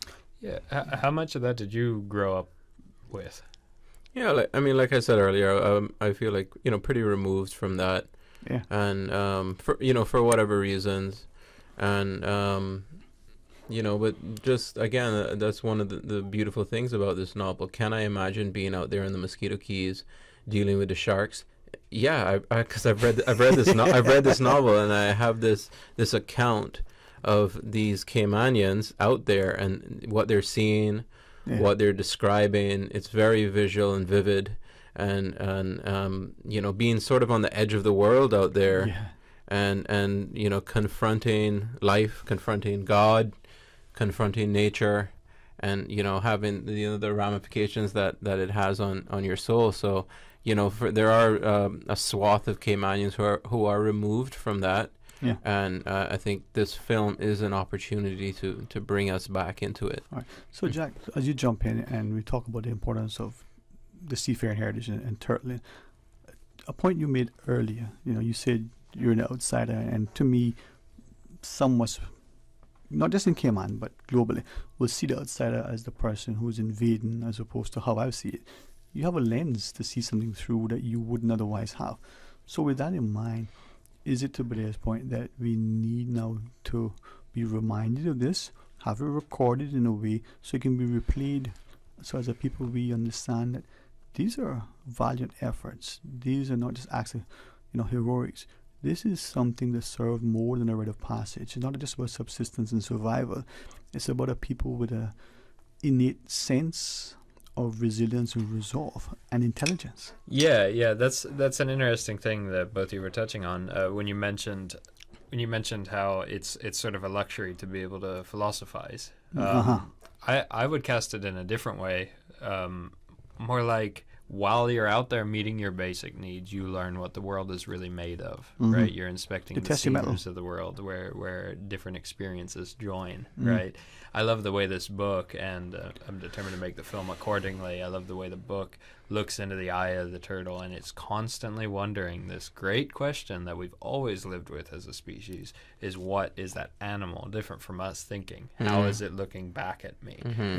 That's it. You can only access the true answer of that right now with the technology that we've got through poetry. Poetry remains the most advanced technology for relating to other species, you know, and by that I mean the poetics of all art forms. Exactly. And this kind of emotional relation, it's an old kind of animism that has never really left the human species, you know. And then the god and the gods that different people end up believing in, you know, these are all influenced, these are all drawn from experience of the world in its creation, you know, of this land and seascape that we interact with. So, and there's a body of knowledge, right? I mean, we talk about technology today, and some of us would get lost leaving our car park, going to the supermarket for GPS.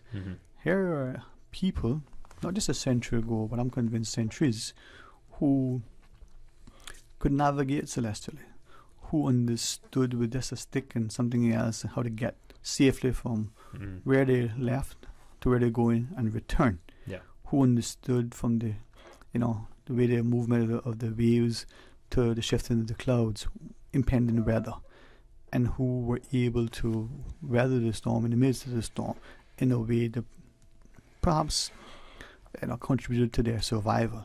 And but for that knowledge, they would have perished. Yeah. And Right? I mean, it's like we might not need to be able to celestially navigate Yeah. to get to the grocery store right now. Yeah. But wouldn't you rather be able to, right? Wouldn't you rather get your knowledge from a relationship you're actually having with literally a celestial being? How gorgeous and educating and moving that is, and there's all this space in between for reflection. So philosophizing is not a luxury of the civilized world, it's very much the domain of people close to the ground, of the working class. As we close Jack's flattening the Maslow's hierarchy, yes, right? So yes, that it all exists in that bottom layer.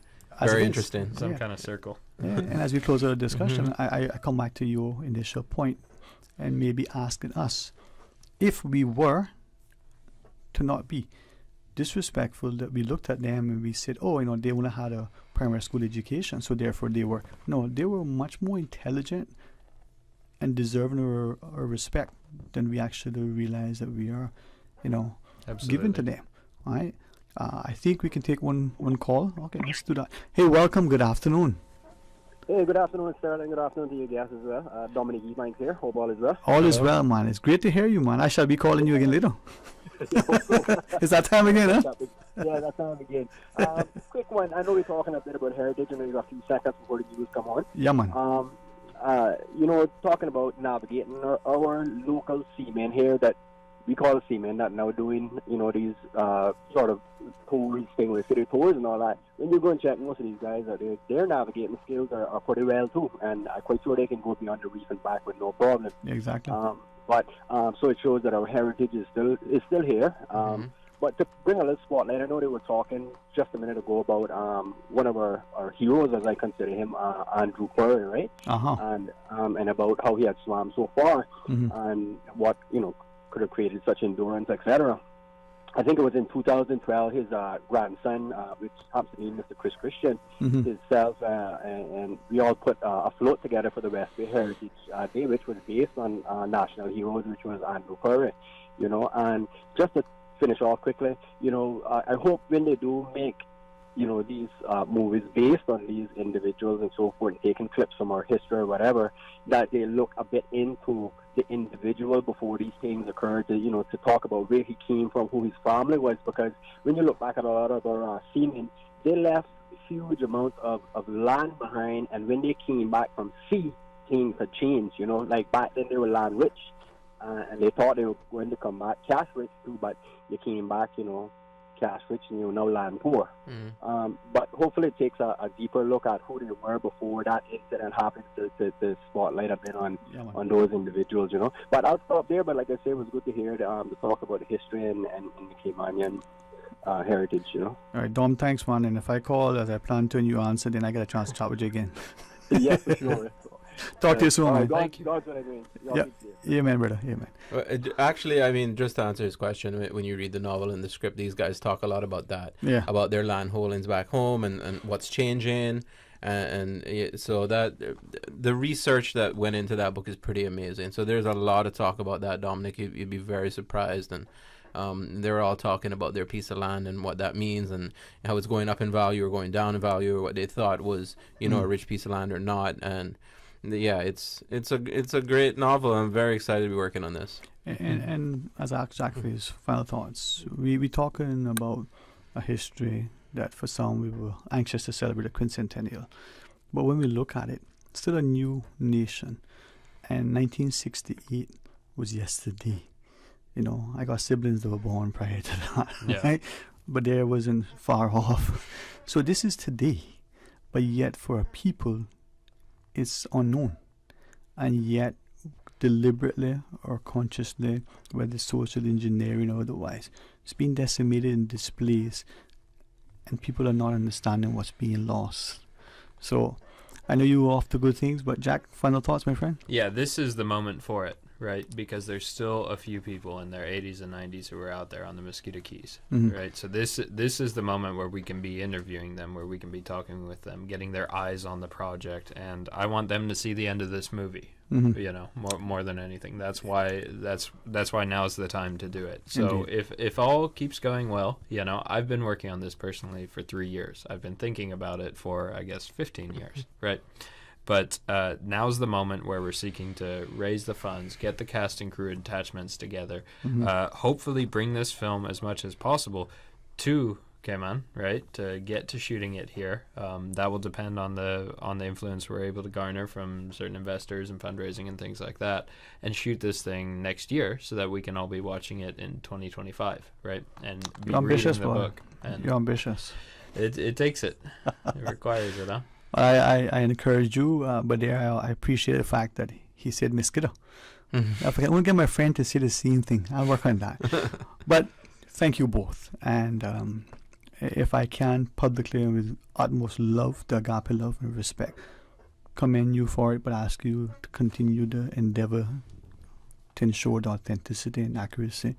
And those of us who may have a little bit more insight into the story because intimately we're familiar with it, it was, you know, members of our family, to look at it and realize what it is. You know, perhaps when, you know, Caesar was being, you know, closing his eyes at his last minutes, he looked over his friend. As we understand history, maybe the people of the day looked at and said, "Man, you did that. What's wrong with you?" But it doesn't change what happened, right?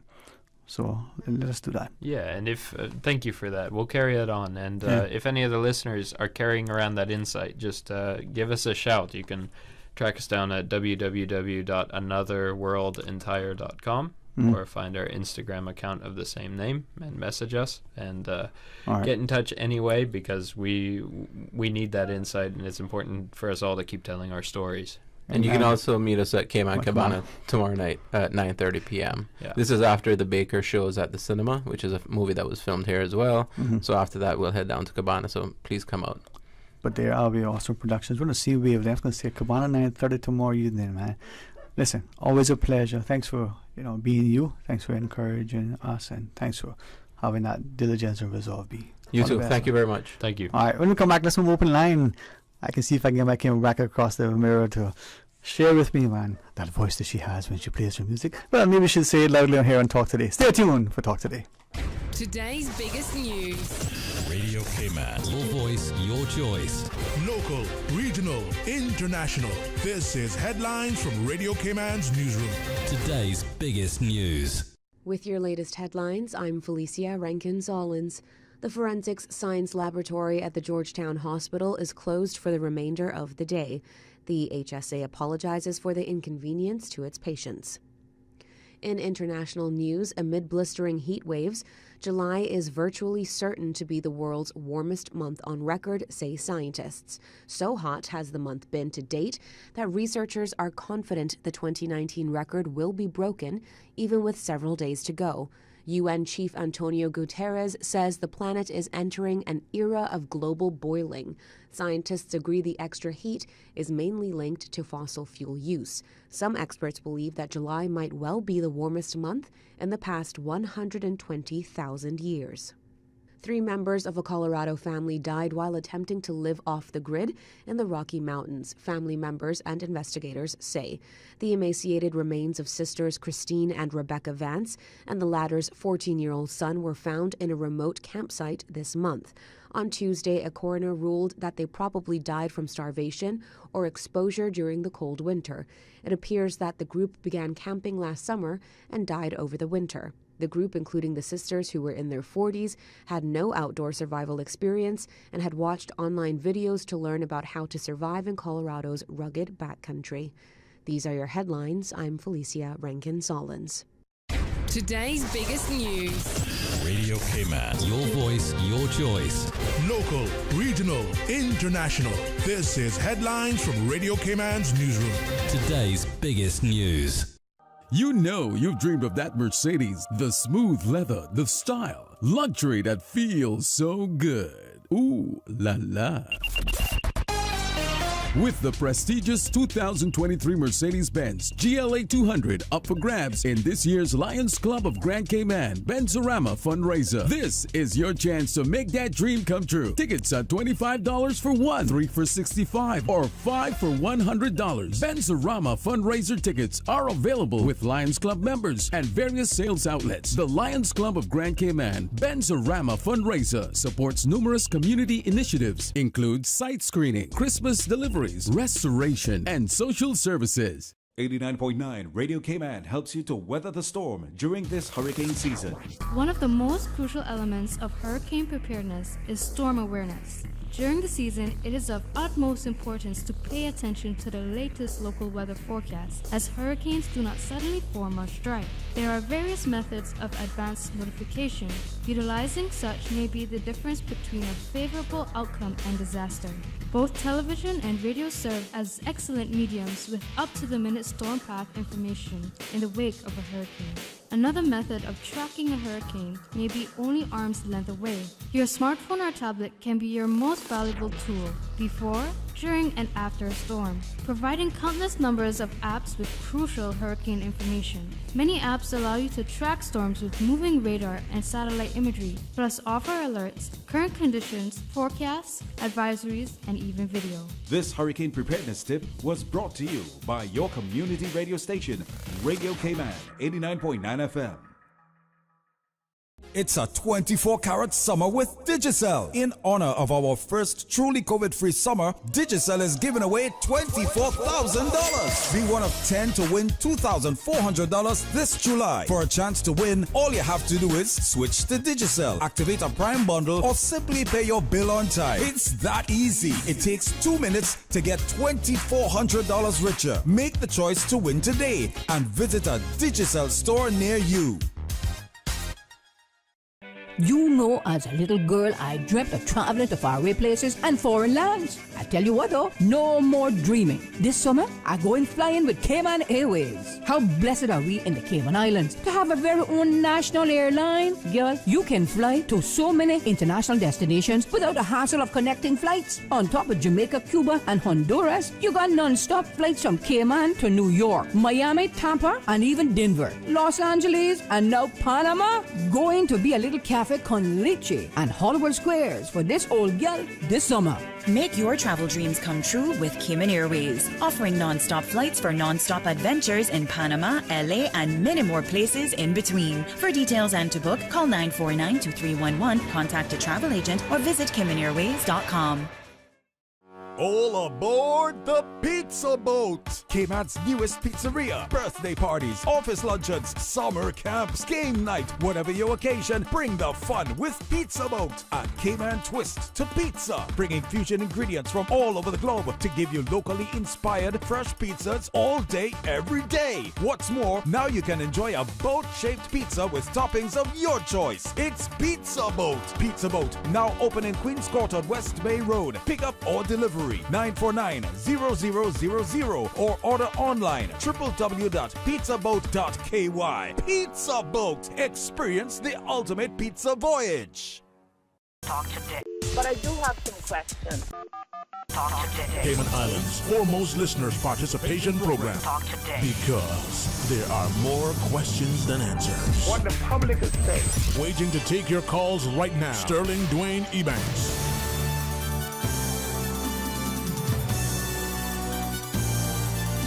Hey, good afternoon and welcome back. And we got 20 minutes or thereabouts. I try not to go beyond the 2:30 hour for many reasons. One, I have absolute appreciation and respect for time. My father always instilled in us a sense of timeliness, and he inculcated that ethos in such a way that by example, he said, time waits for no man. No matter your wealth, you can't buy a second. Maybe if the word nanosecond was a part of our vocabulary, then we would have used it. And I say that to say that when I hear people say, okay, man, time, I automatically know in my mind that must mean that you could be on time, which means early. And not just the likes of Captain Paul and Mr. Loxley and the others, because of their generation, as very much exemplified in my own father. But it's us. And when we allow. I say that to emphasize the importance of the discussion we just had about Far Tortuga. If you haven't read the book, if you know of it and you've read it in the past, you can. It's probably online somewhere through one of those, outlets that you can order. Well, you can call. The phone lines are available. We're taking your calls still. I will talk to you. But it's about, an account that, as fictionalized as it may be presented, there is sufficient research, and those who know that he was here on island. He did a lot of work. He interviewed, and I think as Jack Evans shared with Biderawi that, he published his piece for his employer, but he saved a lot of it for what it eventually became his novel Far Tortuga. So looking forward to potentially what may be, a film, certainly one. So as we go to the phones, a quick reminder, 9:30 tomorrow evening, PM, 9:30 tomorrow evening at Cayman Cabana. Join Badera and the crew as they talk about the book and look for potential talent. All right, let's take this call. Hey, welcome. Good afternoon. Good afternoon, Sterling. Hi, how are you? I am sad. I got some bad news for you. Oh. I can't have the more chocolates. You can't? Why? I can't. Well, I tell you what. Oh, caffeine man. and anxiety don't work. Really? Huh. Mhm. Well, I was feeling kind of away earlier, and for those who don't know what that phrase means, actually, you came on your buddy. Everybody should have one. And they can interpret it how they want. But here I had my breakfast, thank God, and I had a great company, and then after, I got my piece of chocolate cake, and boy, that was decadent. But I had to rush it, I like the savor and flavor, and as I indulge in my dark chocolate. Yeah. Ay, ay, ay, ay, ay, ay, ay. Cuban style. What is it? Whee! What a heat. What a heat. Yeah, man. I'm glad you mentioned the heat. Sterling, like I was talking about the garbage yesterday. I think it was on the garbage truck. Uh-huh. That garbage truck came through here this morning, 2:38. I tell you, that waking up, I was so pleased. Mm-hmm. Took me a while to go back to sleep. I greatly appreciate them, but man, they need to change the time a little bit, man. It's ridiculous. Well, Time, and it's been going on now from, I think, from another government. I think it was, don't quote me on this kind of thing. Who was in charge of garbage? I think it was the guy from Bordentown. I don't know what his name is right now, but anyhow, apparently they haven't changed it. I know this is the 4 week can say that Cayman is hot, the whole world is hot. You understand? Mm-hmm. But really and truly, they got to do a little better in that, because people just really get a real good sleep then to get up at 5 o'clock in the morning to get dressed to go to work. And I'm quite sure I wouldn't mention that it's district, because then I have a girlfriend. She wants to get up around 4:30 to get down Georgetown to beat the traffic, which is tough, but it is what it is. But 2:38 in the morning, man, come on. Mm-hmm. We want a garbage pickup, but please see if you can do something about the time. And what is a place called environmental health, all right? Right, yeah. I mean, I go ahead, sorry. I was going to share something with you, but I will. Go ahead. Yeah, Go ahead. I do recognize what you share. I respect it. And I'm just thinking that given the 100,000 that we're, knocking on now, so that increased population and development, the demands on them, all right, may mean that for them, they have to start their work day a lot earlier in order, I guess, in their scheduling, not to affect the traffic so much, but also to be able to meet the demands that we're placing them as this huge population, and I understand, but to beat the traffic, Sterling, school is closed. I've been coming on in 10 o'clock morning to go to some therapy appointments and stuff. And let me tell you something. The traffic, much better, when school is out and when it's in and out now, because of more cars have accumulated, more people have accumulated this island. Yeah. And mentioning about population, I mean, if we're going to get this population to 100,000 and we're going to do garbage once a week for us, I mean, come on. Yeah. Those guys will be working 48 hours a day, not 24. But this is it. That increase. On that garbage. Yeah.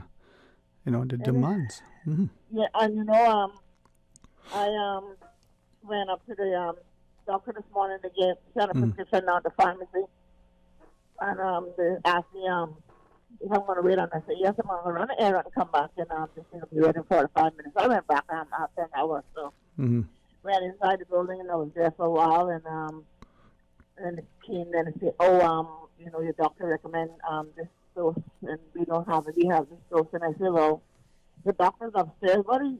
Could you all notify them? Well, we was going to, but I said, I told him I'll be back because this was going to take 45 minutes, so I came back after an hour, and I said, you all have my phone number. You know, I could have came home. You know what I mean? So I did a lot in town waiting to get the prescription and come to find out that it's the one that she wanted that didn't have and the dosage, but she's right upstairs down in the building there where the pharmacist is at, and all those going to contact me or her, but they didn't get to it. Let me tell you about that pharmacy. That pharmacy down on Smith Road, it's a beautiful little pharmacy, but they need some speed and some staff in that place. Because 99.9% my refills goes in on WhatsApp. And when you got to go there for that, if they don't go, sometimes 10 people sitting there waiting, and one person by the window to call those 10 persons there. And they got different departments on that board there, whatever the board is called, so forgive me, that you'll be called under. And that doesn't speed you up no faster than if you're just sitting in and sitting for some first serve. You leave that alone. And I just want to say that Dr. Phillips partly retired from the dental department at Georgetown. Believe me, Sterling, he's going to be well missed. That was my dentist, and he's going to be well missed. He was one hell of a dentist. He didn't play. He knew what he was doing. And he's going to be well missed. So I just wish him good retirement, and hope he changes his mind, come out work part-time, and I can get on his appointment list. Sterling, talking about the heat. Mm-hmm. I want to go to this first. You know, you pass a lot of jobs on the road. It has no sign stating what they're building, but they're going to have a sign up saying no jobs available, or no jobs. Something about no jobs. No hiring on site. No hiring on site. Yeah. Yeah. No, you know, years ago, Sterling, these guys came up and walking on a job and asked for a job, and they were in work that day and work on top of it until the building is finished. Mm-hmm. Mm-hmm. You understand? And they're putting these buildings up and has nothing else stating what's the name of the building. Yeah. They got something going on right there by credit union. It is a story. The way that they set up to do their work on that location. What they're going to do, I don't know. But it is a story. And whoever's in charge of MP downtown Georgetown, they need to go and tell them if they can fix that a bit better or put some paint on those containers to make them a little bit more attractive. It's a story. Yeah. Yeah. It is practically sitting on the edge of the road, of our main road. Yeah. You ready for me to go? Yeah. You know, I looked up at Miss Susan and said, man, you know what you're doing. Yeah, we have that final break to take, but we only ready when you are. So you have more you want to share with us, or if not? One more thing. Well, you want to do it quickly, or you want to? Yeah. No, I want to say it quickly, and then you can laugh and have to hang up. You know, it's hot, and school going to be opening quicker than we expect, and in a couple of weeks school will be open. Uh-huh.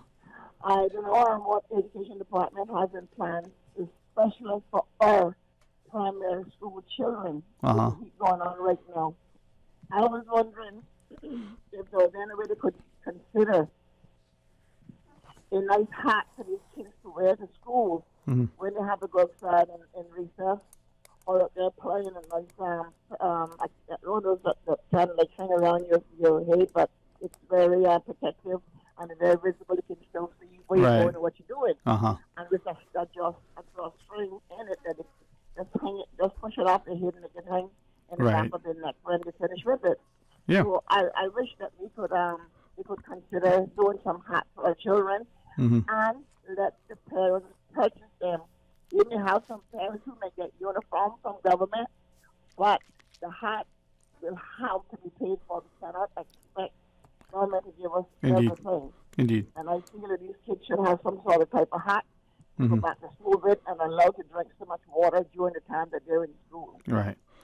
Well, thank you for that. Good suggestions. And as we go into the break, we know a number of schools have added a hat, to their uniform. All right. We're going to pause, and when we come back, we'll invite you to share. Stay tuned. Wow, looks good. What is that? Chicken chair. What did you just say to me? Chicken chair. I am not a chicken. Whoa! I said chicken share. It's from KFC. Bucket of 12 hot wings, 6 pieces of chicken, or 8 tenders. KFC chicken share. Just $12 each. Oh. Want some chicken, tenders, or hot wings? You're sharing your chicken share with me? The new chicken share from KFC. Just $12 each. And it's finger-licking good. Dine at KFC Baytown Plaza, KFC Shedden Road, or KFC at the Strand. Take some advice from your Aunt Angie. If you want to go scuba diving on your vacation, don't bedazzle your wetsuit. And you think you look great, but what you don't realize is that you look like a shiny, scaly fish. And it won't take long for a shark to notice you. Next thing you know, you're busting out every karate move you got. But if you're smart, you'll have CG medical insurance and get airlifted out to the closest hospital. Get coverage for emergency evacuations. CG Britgay. Good like that. All benefits are subject to policy provisions, including eligibility at the time of service. The Commission for Standards in Public Life reminds all persons subject to the Standards in Public Life Act that they are required to submit their annual declarations by no later than Sunday, the 30th of July.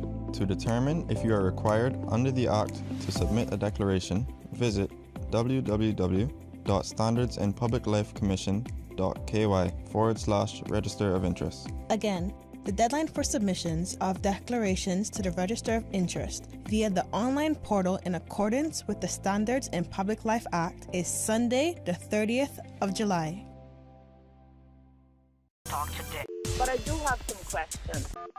Talk today. Cayman Islands' foremost listeners participation program. Talk today. Because there are more questions than answers. What the public is saying. Waiting to take your calls right now. Sterling Dwayne Ebanks.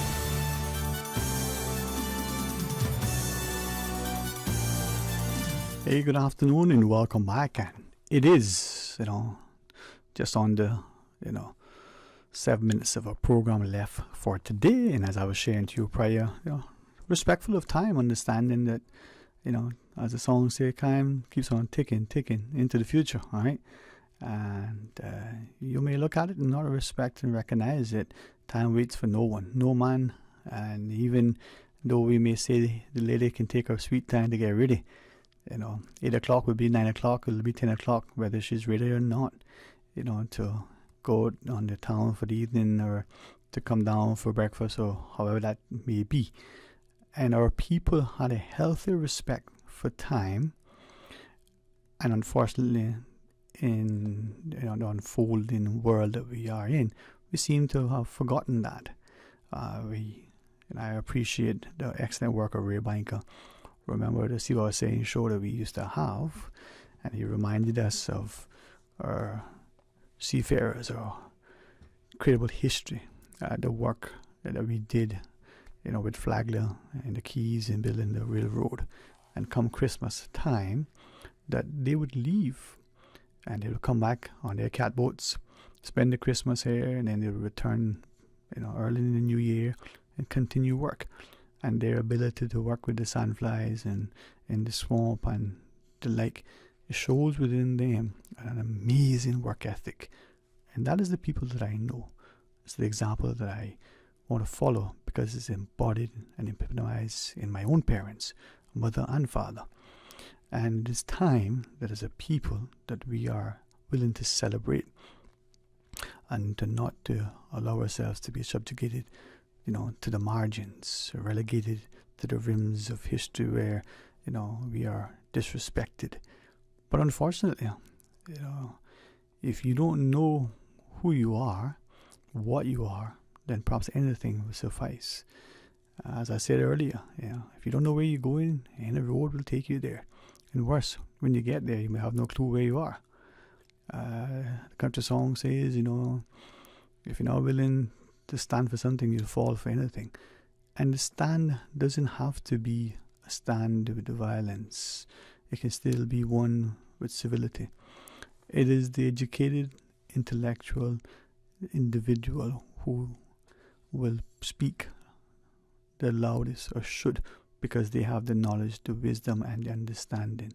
But oftentimes we allow others to disparage and discredit, to dismiss and to divide, simply because they are disgusted with the people who are willing, to no longer stand for honesty and integrity. So maybe that time has come when we look at where we are in human history and ask, as John Kennedy, many may say he was not a great man, others like me would probably differ. But he said, ask not what your country can do for you, but what you can do for your country. And his brother Robert, reminded us, and something that he repeated, that if not now, when? If not me, who? And if we look back to our discussion about Far Tortuga, as both Jack and Brother Harvey shared, incredible people with incredible intelligence, with a resolve and a resilience. We saw it, for a short time after Hurricane Ivan. We see it quietly, unfortunately, on a daily basis in our lives, with the way we draw alongside each other.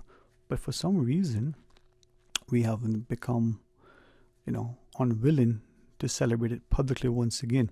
That love, that agape love that we have for one another, that we should have for one another, that we draw alongside each other, not just in times of tragedy and sickness, illness, and disease, but that we are there. It's become frustrating when I hear about this village mentality. It takes a village to raise. We've imported it and somehow incorporated it into our diction without understanding, by example, what it means. But we also, for somehow, look and see in our people something that, has been for too long, hidden under the bushel. People who have courage, people who have a significant level of love, but have become less than courageous in showcasing and celebrating who we are. I will lead us with you on a daily basis for those individuals who have come from afar, who have born and bred in other lands and have come to make Cayman their home. Through their lens, I get to see Cayman with a renewed love and respect, and have come to admire and appreciate why I love and respect it even more, because they remind us of what a wonderful place this is. But unless you are blind, willfully blind to what is transpiring, or unless you have deliberately closed your ears and are willing to hear, not only see, but hear what is happening. If we listen to those people, whether they've been here for 10 years or now, they're enjoying their grandchildren, or perhaps they've only been here a short time, they will tell us that what we have here is a beautiful thing and is what has attracted them to come and to remain. Not about the wealth and the amount of money they can make, but the safety and the security, the stability and the civility, the political, the economic, and the social. And unfortunately, it's being quickly eroded, and the collective we are responsible for that. I believe Billy Joel wasn't just termed, the great storyteller for no reason. And one of his songs has some lyrics that talk about, woe be unto us if we are the reason for their unanswered prayers, as he talks about, their future generations being able to realize their dreams. Our parents sacrifice significantly as they serve the interests of their country. They may do so we can make better. They were willing to do without so we could have. They were prepared to look at what was and forego the immediate gratification, and many times to consciously do without so that they could educate their children. That's the us of today. Are we doing the same? Are we looking at our brother and say, come, let me help you lay the blocks and paint your house? Or are we castigating him and say, look at what he's doing, who do you think he is? And by the same token, have we extended the red carpet, whether through concession or otherwise, to the bigot and all the other, despots that have come to our shores? A friend call them the carpetbaggers, right? Now, that may hurt and that may be disrespectful to say, but we know they exist, and sometimes they are us, but are we them? And then so saying and asking, are we prepared to ensure that people accept responsibilities for their actions, are held accountable for their endeavors, and are we looking at them and understanding that their actions put us all at risk? Because if you've ever been in a space, in a place where entering that space required a certain level of clearance, and you can look that in different ways, and in there your safety is dependent on the gates in which you came through, as is your exit, so that you can get to the next space. Or have you been to a space where you're the only one there and you are as safe as you are in your own sanctuary, because it is a great place? Cayman once was that place, but now we're seeing through crime and the attacks on the person as well as the invasion of premises, that safety, that personal safety, is being threatened, not once and then again, but almost on a daily basis. You close your eyes to it, and one day you'll find that the country in which you live is almost akin to a war zone. Not because your movements are being sort of monitored and restricted, but because the people that are moving about no longer value life, limb, nor property, nor liberty. So my friends, if you're not willing to do what needs to be done to ensure that as a people you enjoy that safety, that we see the promise, right, of success, the financial success, the personal success, the ability to make lots and lots of money if that's your dream, but also to be able to enjoy it. And if you don't see the imposition of certain things, not just by those who come from afar, but those who have been here for a long, long, long time, who've come far from our values. And maybe it's us believing that in order to ensure that we get ahead or maintain that advantage, we better be like that. Well, it may sound naive. I appreciate Miss Susan giving me a few extra minutes so that we can make some necessary adjustments. And if you will do two things, draw me alongside and guide me so that my actions and my words align with a strong sense of ethos and integrity and a value system that encourages and nurtures, but also is accountable. But also you bring alongside so that together our children can play safely in their backyards as they can in the streets. Right, not with passing cars and the like, but the figurative streets. That they can go to the schools and be educated not just in the reading and the writing and the arithmetic, but in norms and values and a presence of mind that they see the importance. Now, our very young seem to have that, but as they go through the system, what happens? That they become divided. What happens? That they, see something and they believe that because it looks like this, therefore it must be that. And that's not always a good reflection. Maybe that's on us. As I said, Billy Joel said, woe be unto us, if we are the reason for their unanswered prayers. Are we ready to go, Miss Sue? Well, tomorrow is Friday. We're nearing the 7th month of this calendar as we look at it. But it being Friday, please join Mr. Art for the record. Excellent commentary and discussion, great education and information. And then come back for Talk Today. We have two wonderful people again joining us. Mr. Philip Richter will be one of them. He'll come on board and we'll have a chat and we'll talk about it much. And then we'll go into the weekend inspired and encouraged, feeling that we can indeed, face the day. Well, not just with a smile, but with a purposefulness. Until tomorrow, my friends, be blessed. Talk Today is brought to you by Subway, open 24 hours in Countryside, Anderson Square in Georgetown, and Centennial Towers in West Bay. And by the Ministry of District Administration. Explore your history, explore your land, explore your sister islands. And Cayman Airways. Call them on 949-2311 to book your nonstop flights to Los Angeles and Panama. And Digicel, Cayman's bigger, better network.